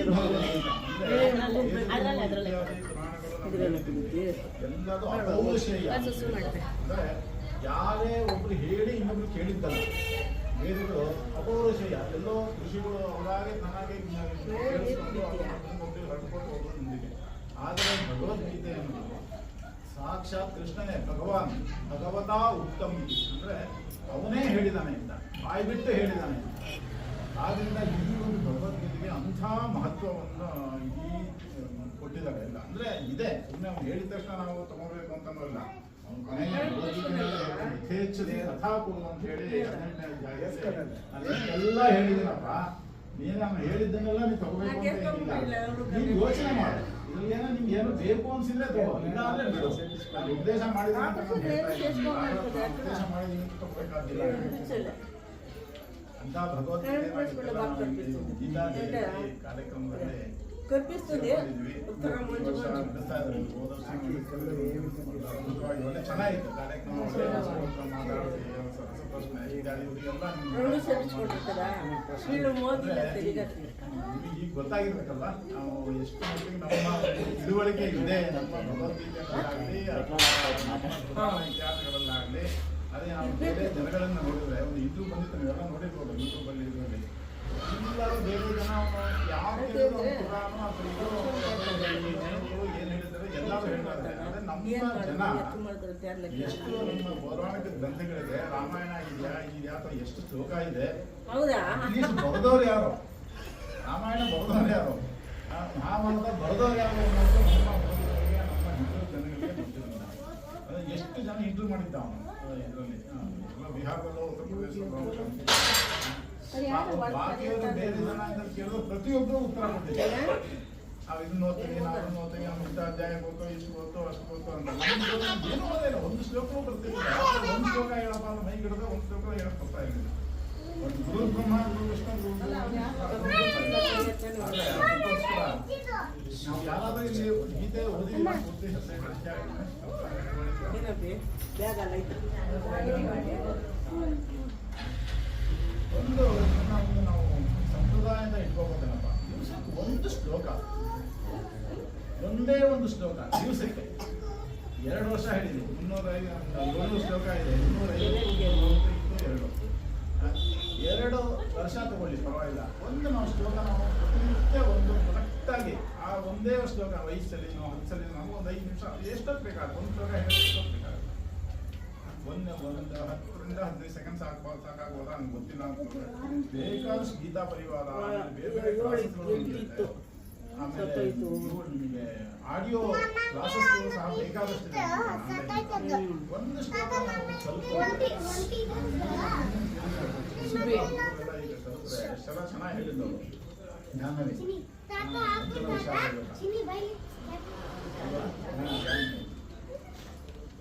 ಅಂದ್ರೆ ನಾವು ಏನಾದ್ರು ಒಂದು ಕೊಡ್ಬೇಕಲ್ಲ ಮುಂದಿನ ಪೀಳಿಗೆಗೆ. ನಾವು ಈಗಿರ್ತಕ್ಕಂಥ ಒಂದು ಜನಾಂಗ ಏನಿದೆ ಮುಂದಿನ ಜನಾಂಗಕ್ಕೆ ನಾವು ಏನೋ ಕೊಡ್ಕೊಂಡು ಹೋಗ್ಬೇಕಾಗಿದೆ. ಅಂದ್ರೆ ಇಲ್ಲ ಅಂದ್ರೆ ನಮ್ಮ ಜೀವನ ನಮ್ಮ ಹಿಂದೂ ಜೀವನ ಪೂರ್ತಿ ನಶಿಸಿ ಹೋಗ್ತಕ್ಕಂಥ ಒಂದು ನಾವೆಲ್ಲರೂ ಒಂದು ಈ ಗೀತಾ ಜಯಂತಿ ಪರ್ವ ದಿನದಲ್ಲಿ ಒಳ್ಳೆ ದಿನದಲ್ಲಿ ಸುಖಿ ದಿನದಲ್ಲಿ ನಾವು ಒಂದು ಶ್ಲೋಕ ನಾವು ಹೇಳ್ಬೋದಾ, ಅಟ್ಲೀಸ್ಟ್ ಒಂದು ಶ್ಲೋಕ ನಾವು ಪಾರಾಯಣ ಮಾಡ್ಬೋದಾ. ನಾಳೆ 2 ಶ್ಲೋಕ ಆಗಲಿ, ನಾಳೆ 3 ಶ್ಲೋಕ ಆಗಲಿ, ಆಚೆ 4 ಶ್ಲೋಕ ಆಗಲಿ, ಹೀಗೆ ಒಂದೊಂದು ಶ್ಲೋಕ ನಾವು ಬೆಳೆಸ್ಕೊತಾ ಹೋದ್ರೆ ಅದ್ಭುತವಾಗಿ ನಾವು ಗೀತಾ ಪಾರಾಯಣ ಮಾಡ್ಬೋದು. ಪ್ರತಿ ವರ್ಷ ಇದರಲ್ಲಿ ಎಷ್ಟಾಗಲೇ ಎಲ್ಲ ಕಡೆ 15 ಅಧ್ಯಾಯ ಪಾರಾಯಣ ಮಾಡ್ತಾ ಇದ್ದಾರೆ. ಸುಮಾರು ಕಡೆ ನಡೀತಾ ಇದೆ. ಮುಖಸ್ತುತಿ ಅಂತಲ್ಲ, ಅಂದರೆ ಮಾಡೋದ್ರಿಂದ ಎಷ್ಟು ನಮಗೆ ಇವನ್ ನನಗೂ ನಂಗೆ ಅಷ್ಟೊಂದು ಪೂರ್ತಿ ಏನು ಅರ್ಥ ಇರ್ತಾ ಏನೋ ಗೊತ್ತಿಲ್ಲ ಭಗವದ್ಗೀತೆಗಳು. ಪಾರಾಯಣ ಮಾಡ್ತಾ ಇದ್ರೆ ಅದು ಯಾವುದೋ ಒಂದು ಲೋಕದಲ್ಲಿ ಕರ್ಕೊಂಡು ಹೋಗ್ತಾ ಇರುತ್ತದು ಇದರಲ್ಲಿ. ಅದು ಕೇವಲ ನನ್ನ ಸ್ವಕೀಯ ಸ್ತುತಿಗೆ ಅಂತಲ್ಲ, ಪ್ರತಿ ಮಾರ್ಗಶಿರ ಮಾಸದಲ್ಲಿ ನಾನು ಪ್ರತಿನಿತ್ಯನ 18 ಅಧ್ಯಾಯನೂ ಪಾರಾಯಣ ಮಾಡ್ತೀನಿ. ಪ್ರತಿನಿತ್ಯ 1 ತಿಂಗಳು ಪಾಡ್ಯದಿಂದ ಅಮಾವಾಸ್ಯೆ ತನಕ ಮಾರ್ಗಶಿರ ಮಾಸ 30 ದಿನ. ಪ್ರತಿ ಸುಮಾರು ವರ್ಷಗಳಿಂದ ಈ ರೀತಿ ಒಂದು ಬರ್ಕೊಂಡ್ಬಿಡ್ತೀವಿ. ಬೇಕಾದ ಪಾಠಗಳು ಮಾಡಿದ್ರೆ ಪಾಠಗಳು ಆಗುತ್ತೆ. ಇದೆಲ್ಲ ಅದರಿಂದ ನಾವು ಒಂದಾರು ಶ್ಲೋಕ ನಾವು ಜೀವನದಲ್ಲಿ ಒಂದು ನಾವು ಮಾಡ್ಬೋದು. ಸುಮಾರು ಜನ ಅಂತ ಕೇಳ್ತಾ ಇದ್ದಾರೆ. ಈ ಭಗವದ್ಗೀತೆ ಆಗಲಿ, ನಮ್ಮ ಪುರಾಣ ಆಗಲಿ, ನಮ್ಮ ವೇದಗಳಾಗಲಿ, ಅಥವಾ ನಿಮ್ಮ ಯೋಗನೇ ಆಗಲಿ, ಯಾವ ಭಾಷೆನಲ್ಲಿದೆ ಸಂಸ್ಕೃತ. ನಾವು ಯೋಗಾಸನಗಳೆಲ್ಲ ಮಾಡ್ತೀವಲ್ಲ, ಆ ಆಸನಗಳ ಹೆಸರುಗಳು ನಮಗೆ ಚೆನ್ನಾಗಿ ಗೊತ್ತಾ? ಹೆಸರುಗಳು ಗೊತ್ತಾ? ಅದಕ್ಕೆ ಅರ್ಥ ಗೊತ್ತಾ? ತಾಡಾಸನ ಏನು? ತಾಡ ಅಂತಂದ್ರೆ ತಾಡ ಅಂದ್ರೆ ಬೆಟ್ಟ, ಗುಡ್ಡ. ಆ ತಾಡದ ಸ್ಥಿತಿನಲ್ಲಿ ನಾವು ನಿಂತಕ್ಕಂಥ ಸಾಧನಕ್ಕೆ ತಾಡಾಸನ. ನಮ್ಮ ಶರೀರವನ್ನ ನಾವು ಬೆಟ್ಟದ ರೀತಿಯಲ್ಲಿ ಒಂದು ಇನ್ನೂ ಅಲುಗಾಡದೇ ಇದ್ದಂಗೆ ನಾವು ನಿಂತಕ್ಕಂಥ ಒಂದು ಸ್ಥಿತಿಗೆ ನಾವು ತಾಡಾಸನ ಅಂತ ಕರಿತೀವಿ ಅಲ್ಲ. ಇದೇ ರೀತಿ ಬೇಕಾದ ಕುಕ್ಕುಟಾಸನ, ತಾಡಾಸನ, ಚಕ್ರಾಸನ, ಬೇಕಾದಷ್ಟು ಆಸನಗಳಿವೆ. ಎಲ್ಲ ಆಸನಗಳು ಸಂಸ್ಕೃತದಲ್ಲೇ ಇರೋದು ಅಲ್ವಾ? ಆಸನಗಳನ್ನ ಯಾಕೆ ಈ ಆಸನ ಹೆಸರು ಬಂದಿದೆ? ಸಂಸ್ಕೃತದಲ್ಲಿ ವೃಕ್ಷಾಸನ, ವೃಕ್ಷದ ಕೊಂಬೆ ಹಿಂಗಿಲ್ಲ ಇರುತ್ತೆ, ಅದಕ್ಕೋಸ್ಕರ ವೃಕ್ಷಾಸನನೇ ಆಗುತ್ತೆ. ಅರ್ಧ ಕಟಿ ಚಕ್ರ, ಕಟಿ ಅಂದ್ರೆ ಏನು? ಅರ್ಧ ಕಟಿ, ಅರ್ಧ ನಾವು ತಿರುಗಿಸ್ತೀವಿ, ಅರ್ಧ ಕಟಿ ಚಕ್ರಾಸನ. ಆದ್ರಿಂದ ಅದು ಎಲ್ಲ ಸಂಸ್ಕೃತದಲ್ಲೇ ಇದೆ. ಈ ಒಂದು ಮೂಲ ಬೇಕು, ಏನಪ್ಪ ಬೇಕು ನಿಮಗೆ? ಬೇಕಾಗಿರೋದು ಇದಕ್ಕೆ ಸಂಸ್ಕೃತ. ಅಂದ್ರೆ ನೀವು ಎಲ್ಲೇ ಹೋಗಿ ನಮ್ಮ ಭಾರತೀಯ ಇತಿಹಾಸ, ಭಾರತೀಯ ಪುರಾಣ ಅಥವಾ ಶ್ಲೋಕ, ಸಹಸ್ರನಾಮ, ವಿಷ್ಣುನಾಮ, ಭಗವದ್ಗೀತೆ, ನೀವು ಏನೇ ತಗೊಳ್ಳಿ ಆ ಸಂಸ್ಕೃತ ಬಿಟ್ಟು ಬೇರೆ ಎಲ್ಲೂ ಇಲ್ಲ. ಅದನ್ನ ಬೇಕಾದ್ರೆ ಕನ್ನಡ ತರ್ಜುಮೆ ಮಾಡಿರ್ಬೋದು ಅಥವಾ ಇಂಗ್ಲಿಷ್ ಮಾಡಿರ್ಬೋದು, ಬೇರೆ ಬೇರೆ ಭಾಷೆಗಳಿಗೆ ಮಾಡ್ಬೋದು. ಮೂಲ ಎಲ್ಲಿದೆ? ಮೂಲ ಇರೋದೇ ಸಂಸ್ಕೃತ. ನಮ್ಮ ಕ್ಷೇತ್ರ ಕುರುಕ್ಷೇತ್ರ ಸಮವೇತ ಯುತ್ಸವಃ ಅಂತ ಹೇಳ್ತೀವಿ. ಮಾಮಕ ಪಾಂಡವ ಕಪಿಮ ಕುರು ಭತ ಸಂಜಯ ಸ್ವಲ್ಪ ಅರ್ಥ ಆಗ್ತದೆ. ನಮಗೆ ಏನು ಅರ್ಥ ಆಗುತ್ತೆ? ಸಮವೇತ ಯುತ್ಸವ ಮಾಮಕ ಅರ್ಥನೇ ತಿಳ್ಕೋಬೇಕು ಅಂತಂದ್ರೆ ಒಂದು ಸ್ವಲ್ಪ ನಾವು ಸಂಸ್ಕೃತ ಬೇಕಲ್ವಾ? ಇಷ್ಟೆಲ್ಲ ನೀವು ಮಾಡ್ತಾ ಇದ್ದೀರಾ, ಅದನ್ನೂ ಸ್ವಲ್ಪ ಜೊತೆಗೆ ಸೇರಿಸ್ಕೊಂಡ್ರೆ ಸಂಸ್ಕೃತ ಅಂದ್ರೆ ಸಂಸ್ಕೃತ ಭಾರತದಲ್ಲಿ ಇದಕ್ಕೆ ಬೇಕಾದಷ್ಟು ಆಯಾಮಗಳಿದೆ. ಅಂದ್ರೆ ಏನೂ ಗೊತ್ತಿಲ್ಲಪ್ಪ, ನನಗೆ ಗೊತ್ತಿಲ್ಲ ಸಂಸ್ಕೃತದಲ್ಲಿ, ನಾನು ಏನು ಸ್ಕೂಲಲ್ಲಿ ನೋಡಿಲ್ಲ ಅಥವಾ ಸಂಸ್ಕೃತ ಭಾಷೆ ಇದೆ ಅನ್ನೋದೇ ನನಗೆ ಮರ್ತೋಗಿದೆ. ಆ ಹಂತದಿಂದ ನಿಮಗೆ ಕೇವಲ 2 ರಿಂದ 3 ವರ್ಷದಲ್ಲಿ ನೀವು ಸಂಸ್ಕೃತ ಪಂಡಿತರಾಗಬಹುದು. ಕರೆಸ್ಪಾಂಡೆನ್ಸ್ ಕೋರ್ಸಲ್ಲೇ ನೀವು ಅಷ್ಟು ಮಾಡ್ಬೋದು. ಶಿಕ್ಷಾ ಆ ರೀತಿ ಸಂಸ್ಕೃತ ಇದೆ. ಅಂದ್ರೆ ನನಗೆ ಆ ಏನೂ ಬರಲ್ಲ. ಭಗವದ್ಗೀತೆ ಆಗಿರ್ಬೋದು, ಲಲಿತಾಸನ ಒಂದಾಗಿರ್ಬೋದು, ವಿಷ್ಣು ಸಹಸ್ರನಾಮ ಒಂದಾಗಿರ್ಬೋದು, ಆ ಸಹಸ್ರನಾಮದ ಯಾವುದಾದ್ರು ಪದ ಚಿಂತನೆ ಮಾಡಿ ಈ ಪದಕ್ಕೆ ಅರ್ಥ, ಈ ಪದಕ್ಕೆ ಅರ್ಥ, ನಾನು ಆ ಮಟ್ಟದ 1-2 ವರ್ಷದಲ್ಲಿ ನೀವು ದಿವಸಕ್ಕೆ 15 ನಿಮಿಷ 20 ನಿಮಿಷ ಸಮಯ ಕೊಟ್ಟರೆ ನೀವು ಆ ಮಟ್ಟಕ್ಕೆ ಬೆಳಿತೀರ 2 ವರ್ಷದಲ್ಲಿ. ಅದಾದ್ಮೇಲೆ ಸಂಸ್ಕೃತ ನಾವು ಆಡು ಭಾಷೆ ಆಗೋದು ತಗೋಬಹುದು. ಸಂಸ್ಕೃತ ಸಂಭಾಷಣಾ ಶಿಬಿರ ಅಂತ ಹೇಳಿ ನಡೆಯುತ್ತೆ. 10 ದಿನ ಇವರೆಲ್ಲ ಸುಮಾರು ಜನ ಅದರಲ್ಲಿ ಸಂಭಾಷಣಾ ಶಿಬಿರದಲ್ಲಿ ಕೂತಿದ್ದಾರೆ. ಬಟ್ ಅನುವರ್ತನೆ ಮಾಡಲಿಲ್ಲ ಅನ್ನೋದ್ರಿಂದ ಅದು ಕಂಟಿನ್ಯೂಟಿ ಬಿಟ್ಟೋಗಿದೆ. ಅಂದ್ರೆ ನಾವು ಸಾಪ್ತಾಹಿಕ ಮೇಳ ಇತ್ಯಾದಿ ಮಾಡಬೇಕಂದ್ರೆ ಇಟ್ಕೋಬೇಕಲ್ಲ, ಭಾಷೆ ಆಡ್ತಾ ಭಾಷೆಯಿಂದ ನಾವು ಏನೋ ಸುಮ್ಮನೆ ಹೇಳಿದೀವಿ ಕೇಳಿದೀವಿ ಅಂತ ತಕ್ಷಣಕ್ಕೆ ಅದು ಬರೋದಿಲ್ಲ. ಮಾತಾಡ್ತಾನೆ ಇರಬೇಕು, ಮಾತಾಡಕ್ಕೆ ಇನ್ನೊಬ್ರು ಸಿಗ್ಬೇಕು ಅಲ್ವಾ? ಆ ಒಂದು ಮಾತಾಡ ಸಿಗ್ಬೇಕು ಅಂದ್ರೆ ನಾವು ಇರೋ ಗ್ರೂಪಲ್ಲೇ ನಾವು ವಾರಕ್ಕೊಂದ್ಸರಿ ನಾವು 15 ದಿನಕ್ಕೊಂದ್ಸಲ ಅಥವಾ ದೂರವಾಣಿ ಕರೆಯುವ ದಿವಸ ಸುಮ್ಮನೆ ಹರಟೆ. ಅದೇ ತಪ್ಪೋ ಸರಿನೋ ನಾವು ಇದು ಮಾಡಬೇಕಾದ್ದೇ ಇಲ್ಲ. ಈ ಸಣ್ಣ ಹುಡುಗರು ಮನೆಯಲ್ಲಿ 1-1.5 ವರ್ಷ 2 ವರ್ಷದ ಮಕ್ಕಳು, ಅವ್ರಿಗೇನು ಯಾವ ಗ್ರಾಮರ್ ಗೊತ್ತಿರಲ್ಲ, ಅಥವಾ ವ್ಯಾಕರಣ ಶುದ್ಧಿನ ಅಥವಾ ವಚನ ಯಾವುದೋ ಬಹುವಚನನೋ, ದೊಡ್ಡವರಿಗೆ ಹೇಳ್ತಾ ಇದೀವೋ ಚಿಕ್ಕವರಿಗೆ ಹೇಳ್ತಾ ಇದೀವೋ ಏನೂ ಗೊತ್ತಿರಲ್ಲ. ಅದು ಹೇಗೆ ಮಾತಾಡ್ತವೆ? ಕೇಳಿ ಕೇಳಿ ಕೇಳಿ ಕೇಳಿ ತೊದಲು. ಅದೇ ರೀತಿ ನಮ್ಮ ನಾವು ಸಂಸ್ಕೃತ ಬಾಲಕರು, ಸಂಸ್ಕೃತ ಶಿಶುಗಳು ಅಂತ ತಿಳ್ಕೊಳ್ಳೋದು ಅಷ್ಟೇ ಸದ್ಯದ ಮಟ್ಟಿಗೆ. ಹೋಗ್ತಾ ನಾವು ಬೆಳ್ಕೊಂಡು ಹೋಗೇ ಹೋಗ್ತೀವಿ. ಆ ರೀತಿ ಸಂಸ್ಕೃತ ಭಾಷೆಯನ್ನು ನಾವು ಉಳಿಸ್ಬೇಕಾಗಿದೆ ಈಗ. ಅಂದ್ರೆ ಎಲ್ಲ ಗ್ರಂಥಗಳು ಏನಿದೆ ಎಲ್ಲ ಸಂಸ್ಕೃತದಲ್ಲಿ ಇರೋದ್ರಿಂದ ಓದದೆ ಯಾರುದೇ ಅದೆಲ್ಲ ಒಂದು. ಆಮೇಲೆ ಸಂಸ್ಕೃತದ ಜ್ಞಾನ ಇಲ್ಲದೆ ನಾವು ಓದಿದಾಗ ಏನಾಗುತ್ತೆ, ಈ ಪದ ಛೇದ ಏನಾಗುತ್ತೆ, ಈ ಪದ ಇಲ್ಲಿಗೆ ಆಮೇಲೆ ಯಾವ ಕ್ಷಣ ಬರುತ್ತೆ, ನಾವು ಎಲ್ಲಿ ನಿಲ್ಲಿಸ್ಬೇಕು, ಎಲ್ಲಿ ನಿಲ್ಲಿಸ್ಬೇಕು, ಬೇರೆ ಕಡೆ ನಿಲ್ಲಿಸಿದ್ರೆ ಏನಾಗುತ್ತೆ, ಅರ್ಥನೇ ವ್ಯತ್ಯಾಸ ಆಗ್ಬಿಡುತ್ತೆ. ಸಾಮಾನ್ಯವಾಗಿ ನಾವು ಫಲ ಅಂತ ಹೇಳೋದ್ರಲ್ಲಿ ಫಲ ಅಂತ ಹೇಳೋ ಬದಲು ಫಲ ಅಂತ ಹೇಳಿದ್ರೆ ಫಲ ಅಂದ್ರೆ ಮಾಂಸ, ಇಷ್ಟೇ ವ್ಯತ್ಯಾಸ. ಫಲಕ್ಕೆ ಉಚ್ಚಾರಣೆಯಲ್ಲಿ ಸಂಸ್ಕೃತ ನಾವು ಎಷ್ಟು ಶ್ಲೋಕಗಳು ಹೇಳ್ತೀವಿ ಅದು ಗೊತ್ತಿದ್ರೆ ನಮಗೆ ನಾವು ಸರಿಯಾಗಿ ಉಚ್ಚಾರಣೆ ಮಾಡ್ತೀವಿ. ಅದರಿಂದ ಒಂದು ಒಳ್ಳೆ ಸಂಭಾಷಣಾ ಶಿಬಿರ ಇದೆ ಮಕ್ಕಳಿಗಳಿಗೆ. ಸರಳ ಸುಗಮ ತರಸ ಸುಖರ ಅಂತ ಹೇಳಿ 4ನೇ ಕ್ಲಾಸಿನ ಈಗಲೇ ಸೇರಿಸ್ಬೋದು. ಅವರಿಗೆ ಸಂಸ್ಕೃತದಿಂದ ಸಂಸ್ಕೃತಿ ಅಂತ ಹೇಳಿ ಒಂದು ಉತ್ತಮ ನಾಗರಿಕ ಆಗ್ಬೇಕು, ಮುಂದೆ ನಮ್ಮ ದೇಶದ ಪ್ರಜೆ ಆಗ್ಬೇಕು ಅಂತಂದ್ರೆ ಒಂದು ಒಳ್ಳೆಯ ನಾಗರಿಕತೆ ಬೇಕು. ಅವನಿಗೊಂದು ಸಂಸ್ಕೃತಿ ನಮ್ಮ ದೇಶದ ಇರೋದೇ ಅದಕ್ಕೋಸ್ಕರ ನಮ್ಮ ದೇಶ ಅಷ್ಟು ಇಷ್ಟಪಡೋದು. ಒಳ್ಳೆ ಸಂಸ್ಕೃತಿ ಇದೆ ಹುಡುಗರು ನಾವು ಇಂಗ್ಲಿಷ್ನೇ ಕೊಟ್ರೆ ಬಾಲಕೆಯಿಂದ ಅಂತ ನೋಡ್ಬೋದು. 15 ಸಂಸ್ಕೃತ ಕಲ್ತ್ಕೊಳ್ತಾರೆ, ಬೇಕಾದಷ್ಟು ನಡೆಯುತ್ತೆ ಸಂಸ್ಕೃತ. ಅದರಾಗೆ ಇರಬೇಕು. 1 ಗಂಟೆ ಸಣ್ಣ ಆಟ ಆಡ್ಬೋದು. ಈಗ ಸುಮಾರು ಇತರ ಆಟಗಳು ಅಲ್ಲಿ ಜ್ಞಾಪಕ ಶಕ್ತಿ ಆಟ, ಬೇರೆ ಈ ಕೂತಲ್ಲೇ ಕುತ್ಕೊಂಡಿರೋ ಆಟಗಳೇ 300 ಆಟಗಳಿದೆ ಹಳ್ಳಿ ಆಟಗಳು. ಪುಸ್ತಕನೇ ಇದೆ ಹಳ್ಳಿ ಆಟಗಳಂತೆ 300 ಕ್ರಿಕೆಟ್ ಬಿಟ್ಟು 300 ಆಟಗಳು ಹಳ್ಳಿ ಆಟಗಳು. ಇವೆಲ್ಲ ಗೊತ್ತಿರೋದು ಪರಿಷತ್ತಲ್ಲಿ ಸಣ್ಣ ಸಣ್ಣ ಆಟಗಳು ಆಡ್ಸೋದು. ಅಂದ್ರೆ ಸಂಸ್ಕೃತದಲ್ಲಿ ಹೇಳ್ಬೋದು, ಒಂದೊಂದು ಪದ ಹೇಳಿದ್ರೆ ಉಪನಿಷತ್ತು, ಉತ್ತಿಷ್ಟದು, ಧಾವುದು ಗಚ್ಚೋದು ಇಷ್ಟೇ ಸಾಕು ಬಂದ್ಬಿಡುತ್ತೆ ತಕ್ಷಣ ಮಾತಾಡ್ತಾ ಸಣ್ಣ ಹುಡುಗರಿಗೆ ನಾವು ಜಾಸ್ತಿ ತಿಳ್ಕೊಳ್ಳೋದಿಲ್ಲ ಮಾತಾಡೋದು ಇವತ್ತು ಹೇಳಿದ್ರೆ ಮುಂದೆ ಆರಾಮಾಗಿ ಅರ್ಥ ಆಗುತ್ತೆ ಅದರಿಂದ ಆ ಒಂದು ಆ ಕಲ್ಪನೆಯೂ ಇದೆ ನಮ್ಮ ಮಕ್ಕಳಿಗೆ ಸಣ್ಣ ಜಾಗ ಇಷ್ಟು ದಿವಸ ಸಾಕು ಇನ್ನೂ ಸ್ವಲ್ಪ ದೊಡ್ಡ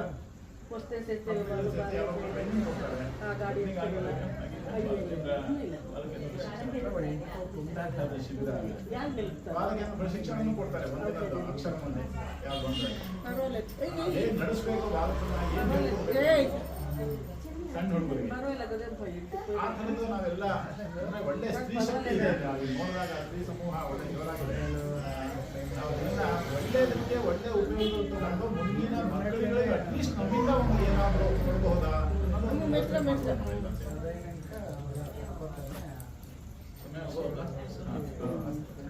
ಸಮಾಪಯ ಎಲ್ಲರಿಗೂ ಸಮಯಂ ಅಭವತ್ ಪಶ್ಯತು ಅತ್ರ ಸಮಯಃ ಭಗಿನಿ ಸಂಸ್ಕೃತೆ ಚಿಂತಾ ಮಾಸ್ತಿ ಪಶ್ಯತು ಚಿಂತಾ ಮಾಸ್ತಿ ತದೇವ ತದೇ ಅರ್ಥ ಆಯ್ತಲ್ಲ ಅವ್ರು ಹೇಳಿದ್ದು ಚಿಂತಾ ಮಾಸ್ತು ಅರ್ಥ ಆಗುತ್ತೆ ನಮಗೆ ನಾವು ನಿತ್ಯ ಬೆಳೆಸ್ತಕ್ಕಂಥ ಭಾಷೆಗಳಲ್ಲ ಈ ಭಾಷೆ ಅನ್ನೋದು ಸಂಸ್ಕೃತನೇ ನಿತ್ಯ ಅನ್ನೋದು ಸಂಸ್ಕೃತನೇ ನಮಗೆ ಗೊತ್ತಿಲ್ಲ ಅಷ್ಟೇ ಕನ್ನಡದಲ್ಲಿ 75% ಸಂಸ್ಕೃತ ಪದಗಳೇ ನಾವು ಮಾತಾಡೋದು ಕನ್ನಡದಲ್ಲೇ ಆದ್ರಿಂದ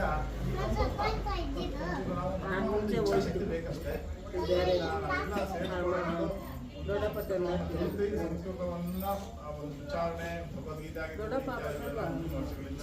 ವಿಜೃಂಭಣೆಯಿಂದ ಎಲ್ಲರೂ ಸೇರಿ ಸಾಮೂಹಿಕ ಪಾರಾಯಣ ಮಾಡೋದು ಯಾವ್ದೋ ಒಂದು ಇವಾಗಲೂ ತೀರ್ಮಾನ ಮಾಡ್ತಾರೆ ಮುಂದಿನ ವರ್ಷ ಯಾವ ಅಧ್ಯಾಯ ಪಾರಾಯಣ ಮಾಡ್ಬೋದು ಅಥವಾ ಎರಡೋ ಅಧ್ಯಾಯ ಆ 2 ಅಧ್ಯಾಯನ ಸಾಮೂಹಿಕವಾಗಿ ನಾವು ಅಭ್ಯಾಸ ಮಾಡೋದು ಪ್ರತಿನಿತ್ಯ ಎಷ್ಟು ಚೆನ್ನಾಗಿರುತ್ತೆ ಅವಾಗ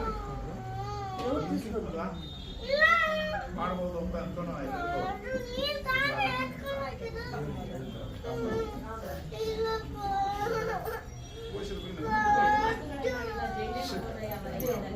ಲಕ್ಷ್ಮೀನಾರಾಯಣ ಭಿಡೆ ಅಯ್ಯೋ ಇಲ್ಲ ನಿನ್ನಂತೆ ನಾನಾಗಲಾರೆ ಏನು ಮಾಡಲಿ ಹನುಮ ನಿನ್ನಂತಾಗದೆ ನನ್ನವನಾಗೆನೆ ನಿನ್ನ ಪ್ರಭು ಶ್ರೀರಾಮ ನಿನ್ನ ಪ್ರಭು ಶ್ರೀರಾಮ ನಿನ್ನಂತೆ ನಾನಾಗಲಾರೆ ಏನು ಮಾಡಲಿ ಹನುಮ ನಿನ್ನಂತೆ ನಾನಾಗಲಾರೆ ಏನು ಮಾಡಲಿ ಹನುಮ ನಿನ್ನಂತಾಗದೆ ನನ್ನವನಾಗೆನೆ ನಿನ್ನ ಪ್ರಭು ಶ್ರೀರಾಮ ನಿನ್ನ ಪ್ರಭು ಶ್ರೀರಾಮ ಎಟಕದ ಹಣ್ಣನ ನಾತರಲ್ಲ ಮೇಲಕ್ಕೆ ಬರಿ ಹನುಮ ಎಟಕದ ಹಣ್ಣನೆ ನಾತರಲ್ಲಾರೆ ಮೇಲಕ್ಕೆ ಬರಿ ಹನುಮ ಸೂರ್ಯನ ಹಿಡಿಯುವ ಸಾಹಸ ಕಿಡಿದರೆ ಆಶನಾದೆ ನ್ಯಾಮ ಸೂರ್ಯನ ಹಿಡಿಯುವ ಸಾಹಸ ಕಿಡಿದರೆ ಆಶನಾದೆ ಆದಿಯ ಹಳ್ಳಗೆ ದಾಟಲ ಸಾಧ್ಯ ಹೀಗಿರುವಾಗ ಹನುಮ ಆದಿಯ ಹಳ್ಳಗೆ ದಾಟಲು ಸಾಧ್ಯ ಹೀಗಿರುವಾಗ ಹನುಮ ಸಾಗರ ದಾಟುವ ಹಂಬಲ ಸಾಧ್ಯವೇ ಅಯ್ಯೋ ರಾಮ ರಾಮ ಅಯ್ಯೋ ರಾಮ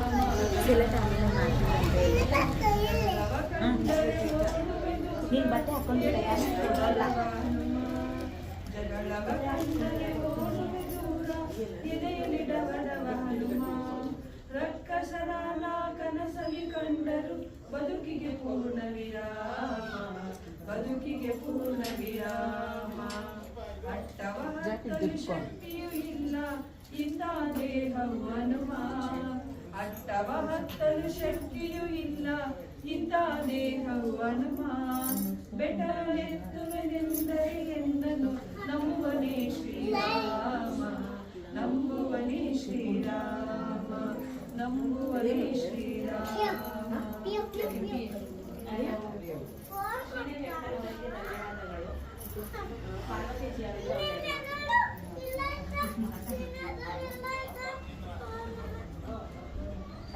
ಹರಿವು ವಾಹಿನಿ ಆಯಾಮದಿಂದ ಬಂದಿದ್ದೀನಿ. ನೀವೆಲ್ಲರಿಗೂ ಗೊತ್ತಿದೆ, ಬಹುಶಃ ಇವರೆಲ್ಲರಿಗೂ ನನಗೆ ಸ್ವಲ್ಪ ಮಂದಿಯ ಪರಿಚಯ ಇದೆ. ಇವತ್ತು ಭಗವದ್ಗೀತೆ ಪಾರಾಯಣ ಮಾಡ್ತಾ ಇದ್ದೀವಿ. ಒಂದು ಒಳ್ಳೆ ಪರ್ವದಲ್ಲಿ ನಾವಿದ್ದೀವಿ. ಹೆಚ್ಚಿಗೆ ಸಮಯ ತಗೊಳ್ಳಲ್ಲ, ಯಾಕಂದ್ರೆ ಮಾತಾಡಿದ್ರೆ 1 ಗಂಟೆ ಆದ್ರೂ ಮುಗಿದೇ ಇರುವಂತಹ ಒಂದು ವಿಷಯನ ನಾನು ಪ್ರಸ್ತಾಪ ಮಾಡ್ತೀನಿ 2 ನಿಮಿಷಗಳ ಕಾಲ. ನಿಮ್ ತಲೆಗೆ ಜಸ್ಟ್ ಅದ್ರ ಮಾಹಿತಿ ಹಚ್ತೀನಿ, ಮುಂದುವರೆದು ನೀವೇ ಅದನ್ನ ಅರ್ಥ ಮಾಡ್ಕೊಳ್ತೀನಿ. ವಿಷಯ ಏನು ಅಂತ ಹೇಳಿದ್ರೆ, ನಶಾಮುಕ್ತ ಯುವ ಭಾರತ, ವಿಕಸಿತ ಭಾರತಕ್ಕೆ ಒಂದು ಅಡಿಪಾಯ ಅನ್ನೋದನ್ನ ಸರ್ಕಾರ ಒಂದು ಆಯೋಜನೆ ಹೊರಡಿಸಿ ನಶಾಮುಕ್ತ ಭಾರತದ ಬಗ್ಗೆ ಮಾತಾಡ್ಲಿಕ್ಕೆ ಅಂತ ಹೇಳಿ ವಿಶ್ವ ಹಿಂದೂ ಪರಿಷತ್ ಈ ಕೆಲಸ ಮಾಡಿದ್ರೆ ಖಂಡಿತ ಆ ಕೆಲಸ ಈಡೇರುತ್ತೆ ಅನ್ನೋದು ಒಂದು ಸರ್ಕಾರದ ನಂಬಿಕೆ. ಕೇಂದ್ರ ಸರ್ಕಾರದಿಂದ ವಿಶ್ವ ಹಿಂದೂ ಪರಿಷತ್ ದುರ್ಗಾವಾಹಿನಿ ಮತ್ತೆ ಬಜರಂಗಳ ಆಯಾಮಕ್ಕೆ ಸರ್ಟಿಫೈ ಮಾಡಿದ್ದಾರೆ ಅವರು. ಸೊ ಹಾಗಾಗಿ ನಾವು ಇದನ್ನ ಕಾರ್ಯನ ಕೈಗೆತ್ತಿಕೊಂಡು ಎಲ್ಲೆಲ್ಲಿ ಕಾರ್ಯಕ್ರಮಗಳಾಗ್ತಾ ಇದೆಯೋ ಬರೀ ಇಷ್ಟೇ ಮಾತ್ರ ಅಲ್ಲ, ಸ್ವಸಹಾಯ ಸಂಘಗಳು ನಿಮ್ಮ ಮನೆಗಳಲ್ಲಿ ಇದ್ರ ಪ್ರಸ್ತಾಪ ಆಗ್ಬೇಕು ಅನ್ನೋ ಯೋಜನೆನ ಹಾಕೊಂಡಿದ್ದೀವಿ. ಒಂದು ಸರ್ವೆಯ ಪ್ರಕಾರ ಈಗ ಭಾರತದಲ್ಲಿ 7 ಕೋಟಿಯಷ್ಟು ಯುವಕರು ನಶೆಗೆ ಒಳಗಾಗ್ತಾ ಇದ್ದಾರೆ. ನನಗೆ ಯಾವ್ದಾದ್ರು ಪರಿಕಲ್ಪನೆ ಇಲ್ಲ. ಅಂತ ಹೇಳಿದ್ರೆ ಇದಕ್ಕೆ ಒಳಗಾಗ್ತಿರೋರು ಯಾರು ಅಂದ್ರೆ 13 ವರ್ಷದ ಮಕ್ಕಳಿಂದ 20 ವರ್ಷದ ಒಳಗಡೆ ಇರೋರೇ ಇದಕ್ಕೆ ಬಲಿಯಾಗ್ತಾರೆ. ಯೋಚನೆ ಮಾಡಿ, ಸುಲಭಕ್ಕೆ ನಮಗೆ ಡ್ರಗ್ಸ್ ಸಿಗ್ತಾ ಇದೆ ಅಂತ ಹೇಳಿದ್ರೆ ಚಾಕ್ಲೇಟ್ ಮಕ್ಕಳು ಸೇವನೆ ಮಾಡುವಂತಹ ಚಾಕ್ಲೇಟ್ ರೀತಿಯಲ್ಲಿ ನಮಗೆ ಡ್ರಗ್ಸ್ ಸಪ್ಲೈ ಆಗ್ತಾ ಇದೆ. ಕಾರಣ ಏನಂತ ಹೇಳಿದ್ರೆ, ಭೌಗೋಳಿಕವಾಗಿ ಭಾರತ ಒಂದು ಕಡೆ ಈ ನಶೆ ಪದಾರ್ಥಗಳನ್ನ ಉತ್ಪನ್ನ ಮಾಡುವಂತ ಅಫ್ಘಾನಿಸ್ತಾನ್, ಪಾಕಿಸ್ತಾನ ಅಂತ ದೇಶಗಳಿದ್ರೆ ಅದನ್ನ ಸಪ್ಲೈ ಮಾಡೋದಕ್ಕೆ ಮಯನ್ಮಾರ್ ಮತ್ತೆ ಲಾವೋಸ್, ಥೈಲ್ಯಾಂಡ್ ಅಂತ ದೇಶಗಳಿಗೆ ಅದು ಹೋಗುದು. ಅದ್ರ ಮಧ್ಯದಲ್ಲಿ ನಾವಿದ್ದೀವಿ. ಆ ಕಾರಣ ಮತ್ತೆ ಭಾರತದ ಭೂಭಾಗ ಹೇಗಿದೆ ಅಂದ್ರೆ ಸುಮಾರು 15,000 ಕಿಲೋಮೀಟರ್ ನಮಗೆ ಭೂಮಿ ಇದೆ, 7,500 ಕಿಲೋಮೀಟರ್ ಅಷ್ಟು ನಾವು ಸಮುದ್ರಯಾನದಲ್ಲಿ. ಹಾಗಾಗಿ ಆ 15,000 ಕಿಲೋಮೀಟರ್ ಅಷ್ಟು ದುರ್ಗಮ ಪ್ರದೇಶಗಳಿದೆ. ನಾವೆಲ್ಲ ಹೋಗ್ಲಿಕ್ಕೆ ಆಗೋದಿಲ್ಲ. ಉತ್ತರ ಪ್ರದೇಶ ಆಗಿರ್ಬೋದು, ಜಮ್ಮು ಕಾಶ್ಮೀರ, ಬಿಹಾರ, ಒಡಿಶಾ ಆ ಕಡೆ ಎಲ್ಲ ಸಾಮಾನ್ಯವಾಗಿ ಅಲ್ಲೆಲ್ಲ ನಶೆ ಪದಾರ್ಥಗಳನ್ನ ಬಳಸ್ತಾರೆ. ಮತ್ತೆ ನಮ್ಮಲ್ಲಿ ಲ್ಯಾಬೊರೇಟರಿಗಳು ಸಹ ಇದೆ. ಔಷಧಕ್ಕೆ ನಾವು ನಶೆ ಪದಾರ್ಥ ಡ್ರಗ್ಸ್ಗೆ ಬಳಸ್ತೀವಿ, ಆದ್ರೆ ಅದನ್ನ ಅವ್ಯವಹಾರಿಕವಾಗಿ ಬಳಸ್ತಾ ಇದ್ದಾರೆ. ಇದರಿಂದ ನಮ್ಮಲ್ಲಿರುವ ಮಕ್ಕಳು ಇದಕ್ಕೆ ಬಲಿಯಾಗ್ತಾ ಇದ್ದಾರೆ. ಇದೇ ಮುಂದುವರೆದ್ಬಿಟ್ರೆ ಏನಾಗುತ್ತೆ ಪರಿಸ್ಥಿತಿ ಅಂದ್ರೆ, ಒಂದು 20 ವರ್ಷ ಕಳೆದ್ರೆ ಭಾರತದಂತ ಯುವಕರು ಏನಾಗ್ಬಿಡ್ತಾರೆ, ನಿಷ್ಕ್ರಿಯರಾಗ್ಬಿಡ್ತಾರೆ. ಯೋಚನೆ ಮಾಡಿ ನಮ್ಮ ದೇಶದ ಪರಿಸ್ಥಿತಿ ಏನಾಗಬೇಡ ಅಂತ.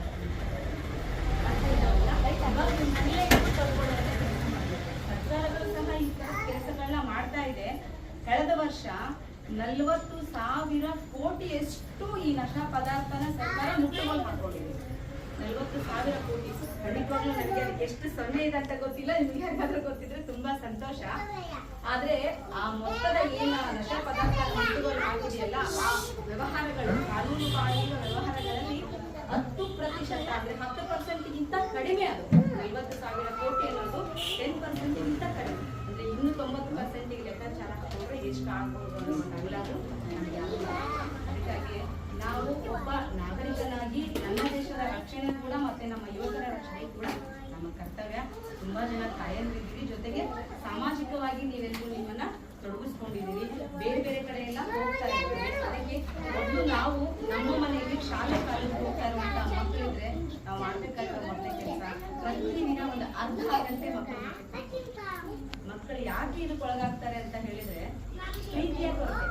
ಎತ್ತವರು ಅವ್ರನ್ನ ಕೇಳೋದಕ್ಕೆ, ವಿಚಾರಿಸ್ಕೊಳ್ಳೋದಕ್ಕೆ ಸಮಯ ಇಲ್ಲ ಅಂತೆಲ್ಲ. ನಾವು ತುಂಬಾ ಬಿಸಿ, ಕೆಲಸದ ಒತ್ತಡ, ಮಕ್ಕಳು ಬಿಟ್ಬಿಡ್ತೀವಿ.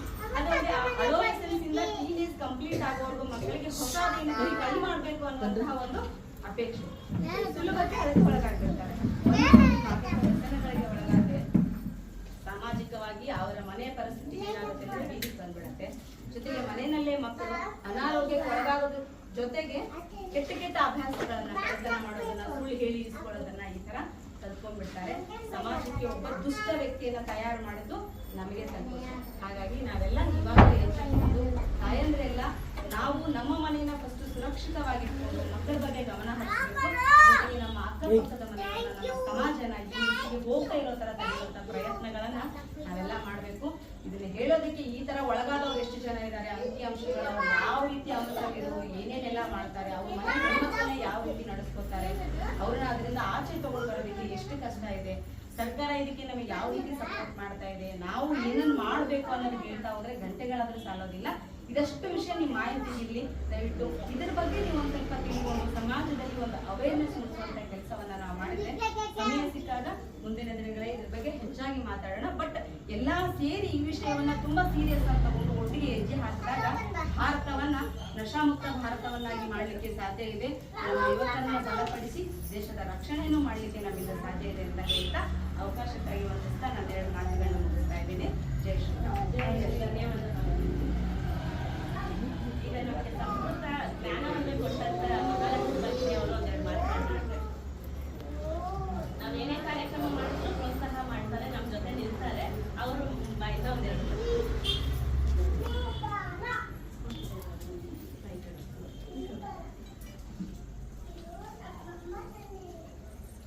ಎಲ್ಲರಿಗೂ ನಮಸ್ಕಾರ.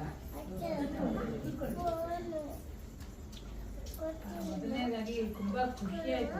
ಇಷ್ಟು ಜನ ಸೇರಿ ಇಂಥ ಜಯಂತಿ ಆಚರಣೆ ಹೋದ ವರ್ಷ ಮಾಡಿದ್ವಿ.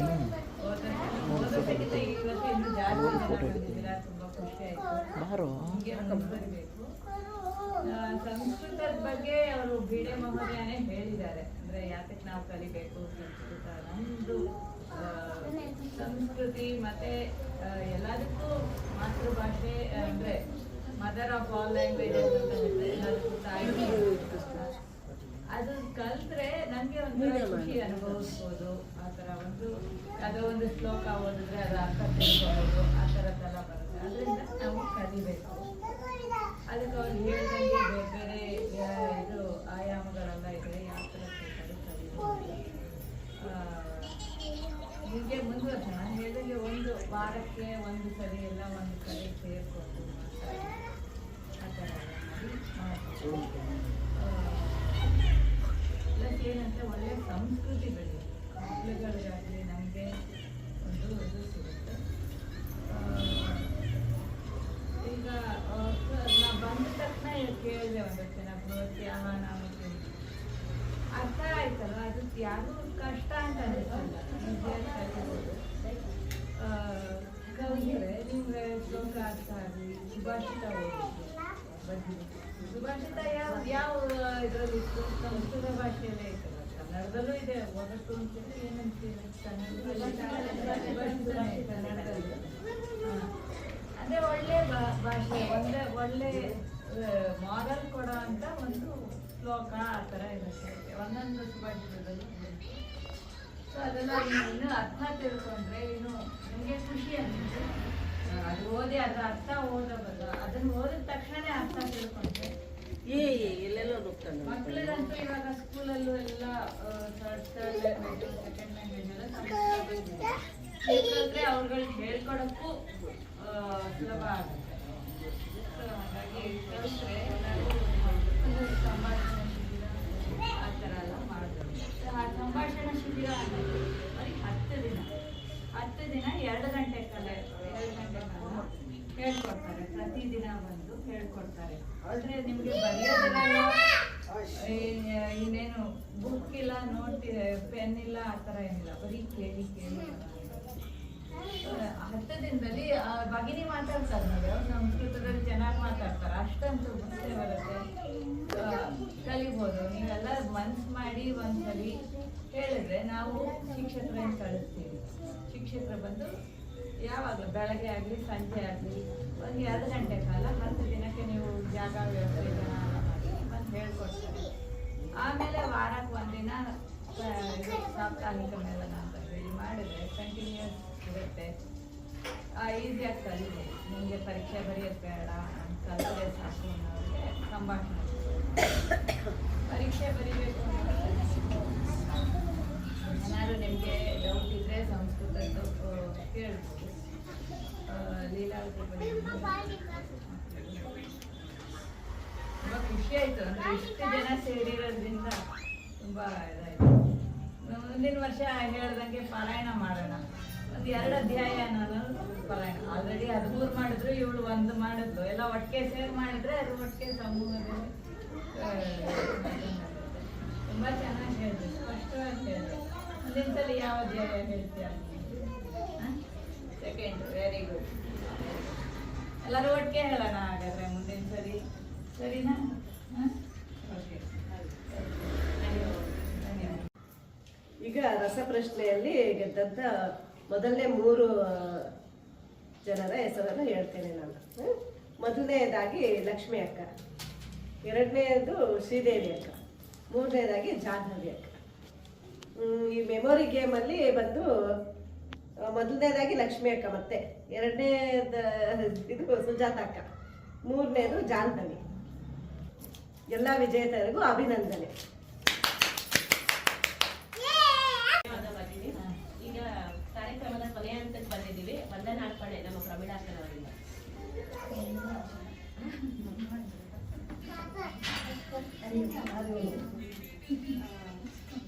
ಇಂದಿನ ಗೀತಾ ಜಯಂತಿ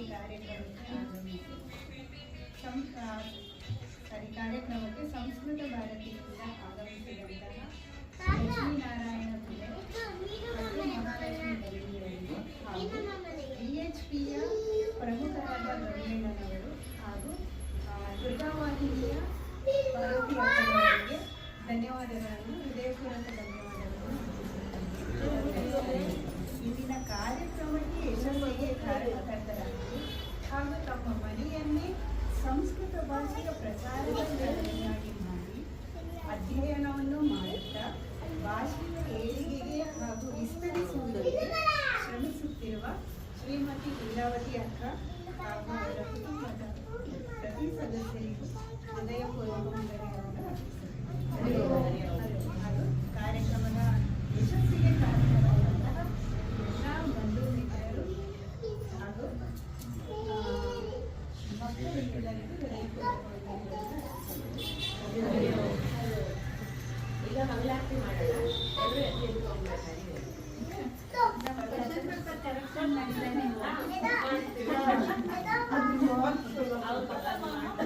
ಸಮಯ ಆಗೋಯ್ತು.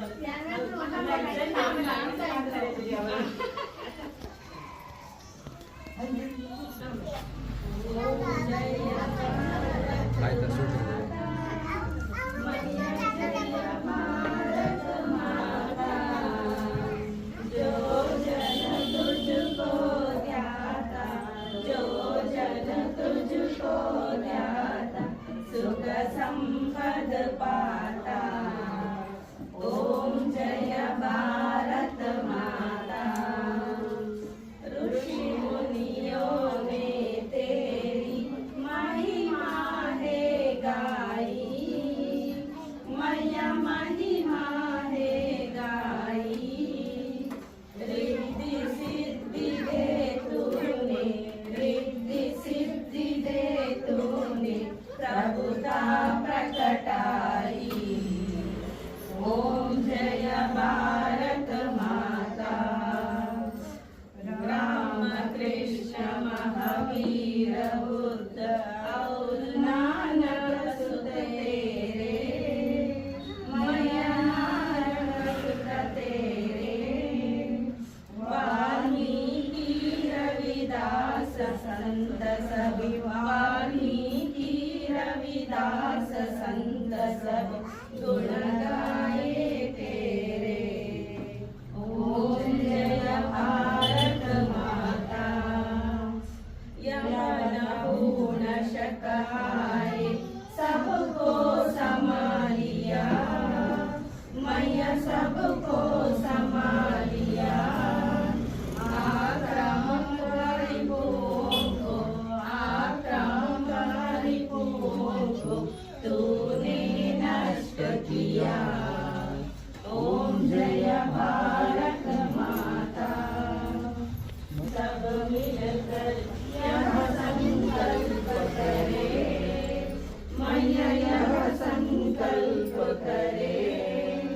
भक्ति भाव हो मन में, भक्ति भाव हो मन में, प्रेम प्रभाव बढ़े। ओम जय भारत माता।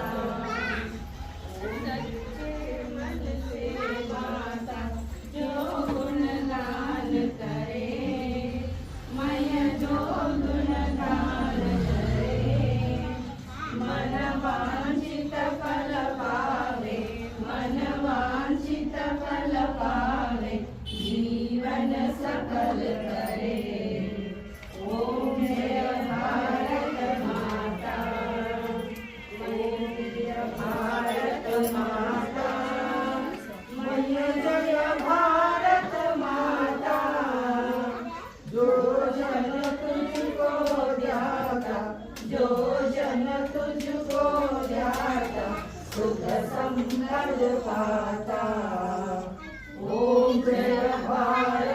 माता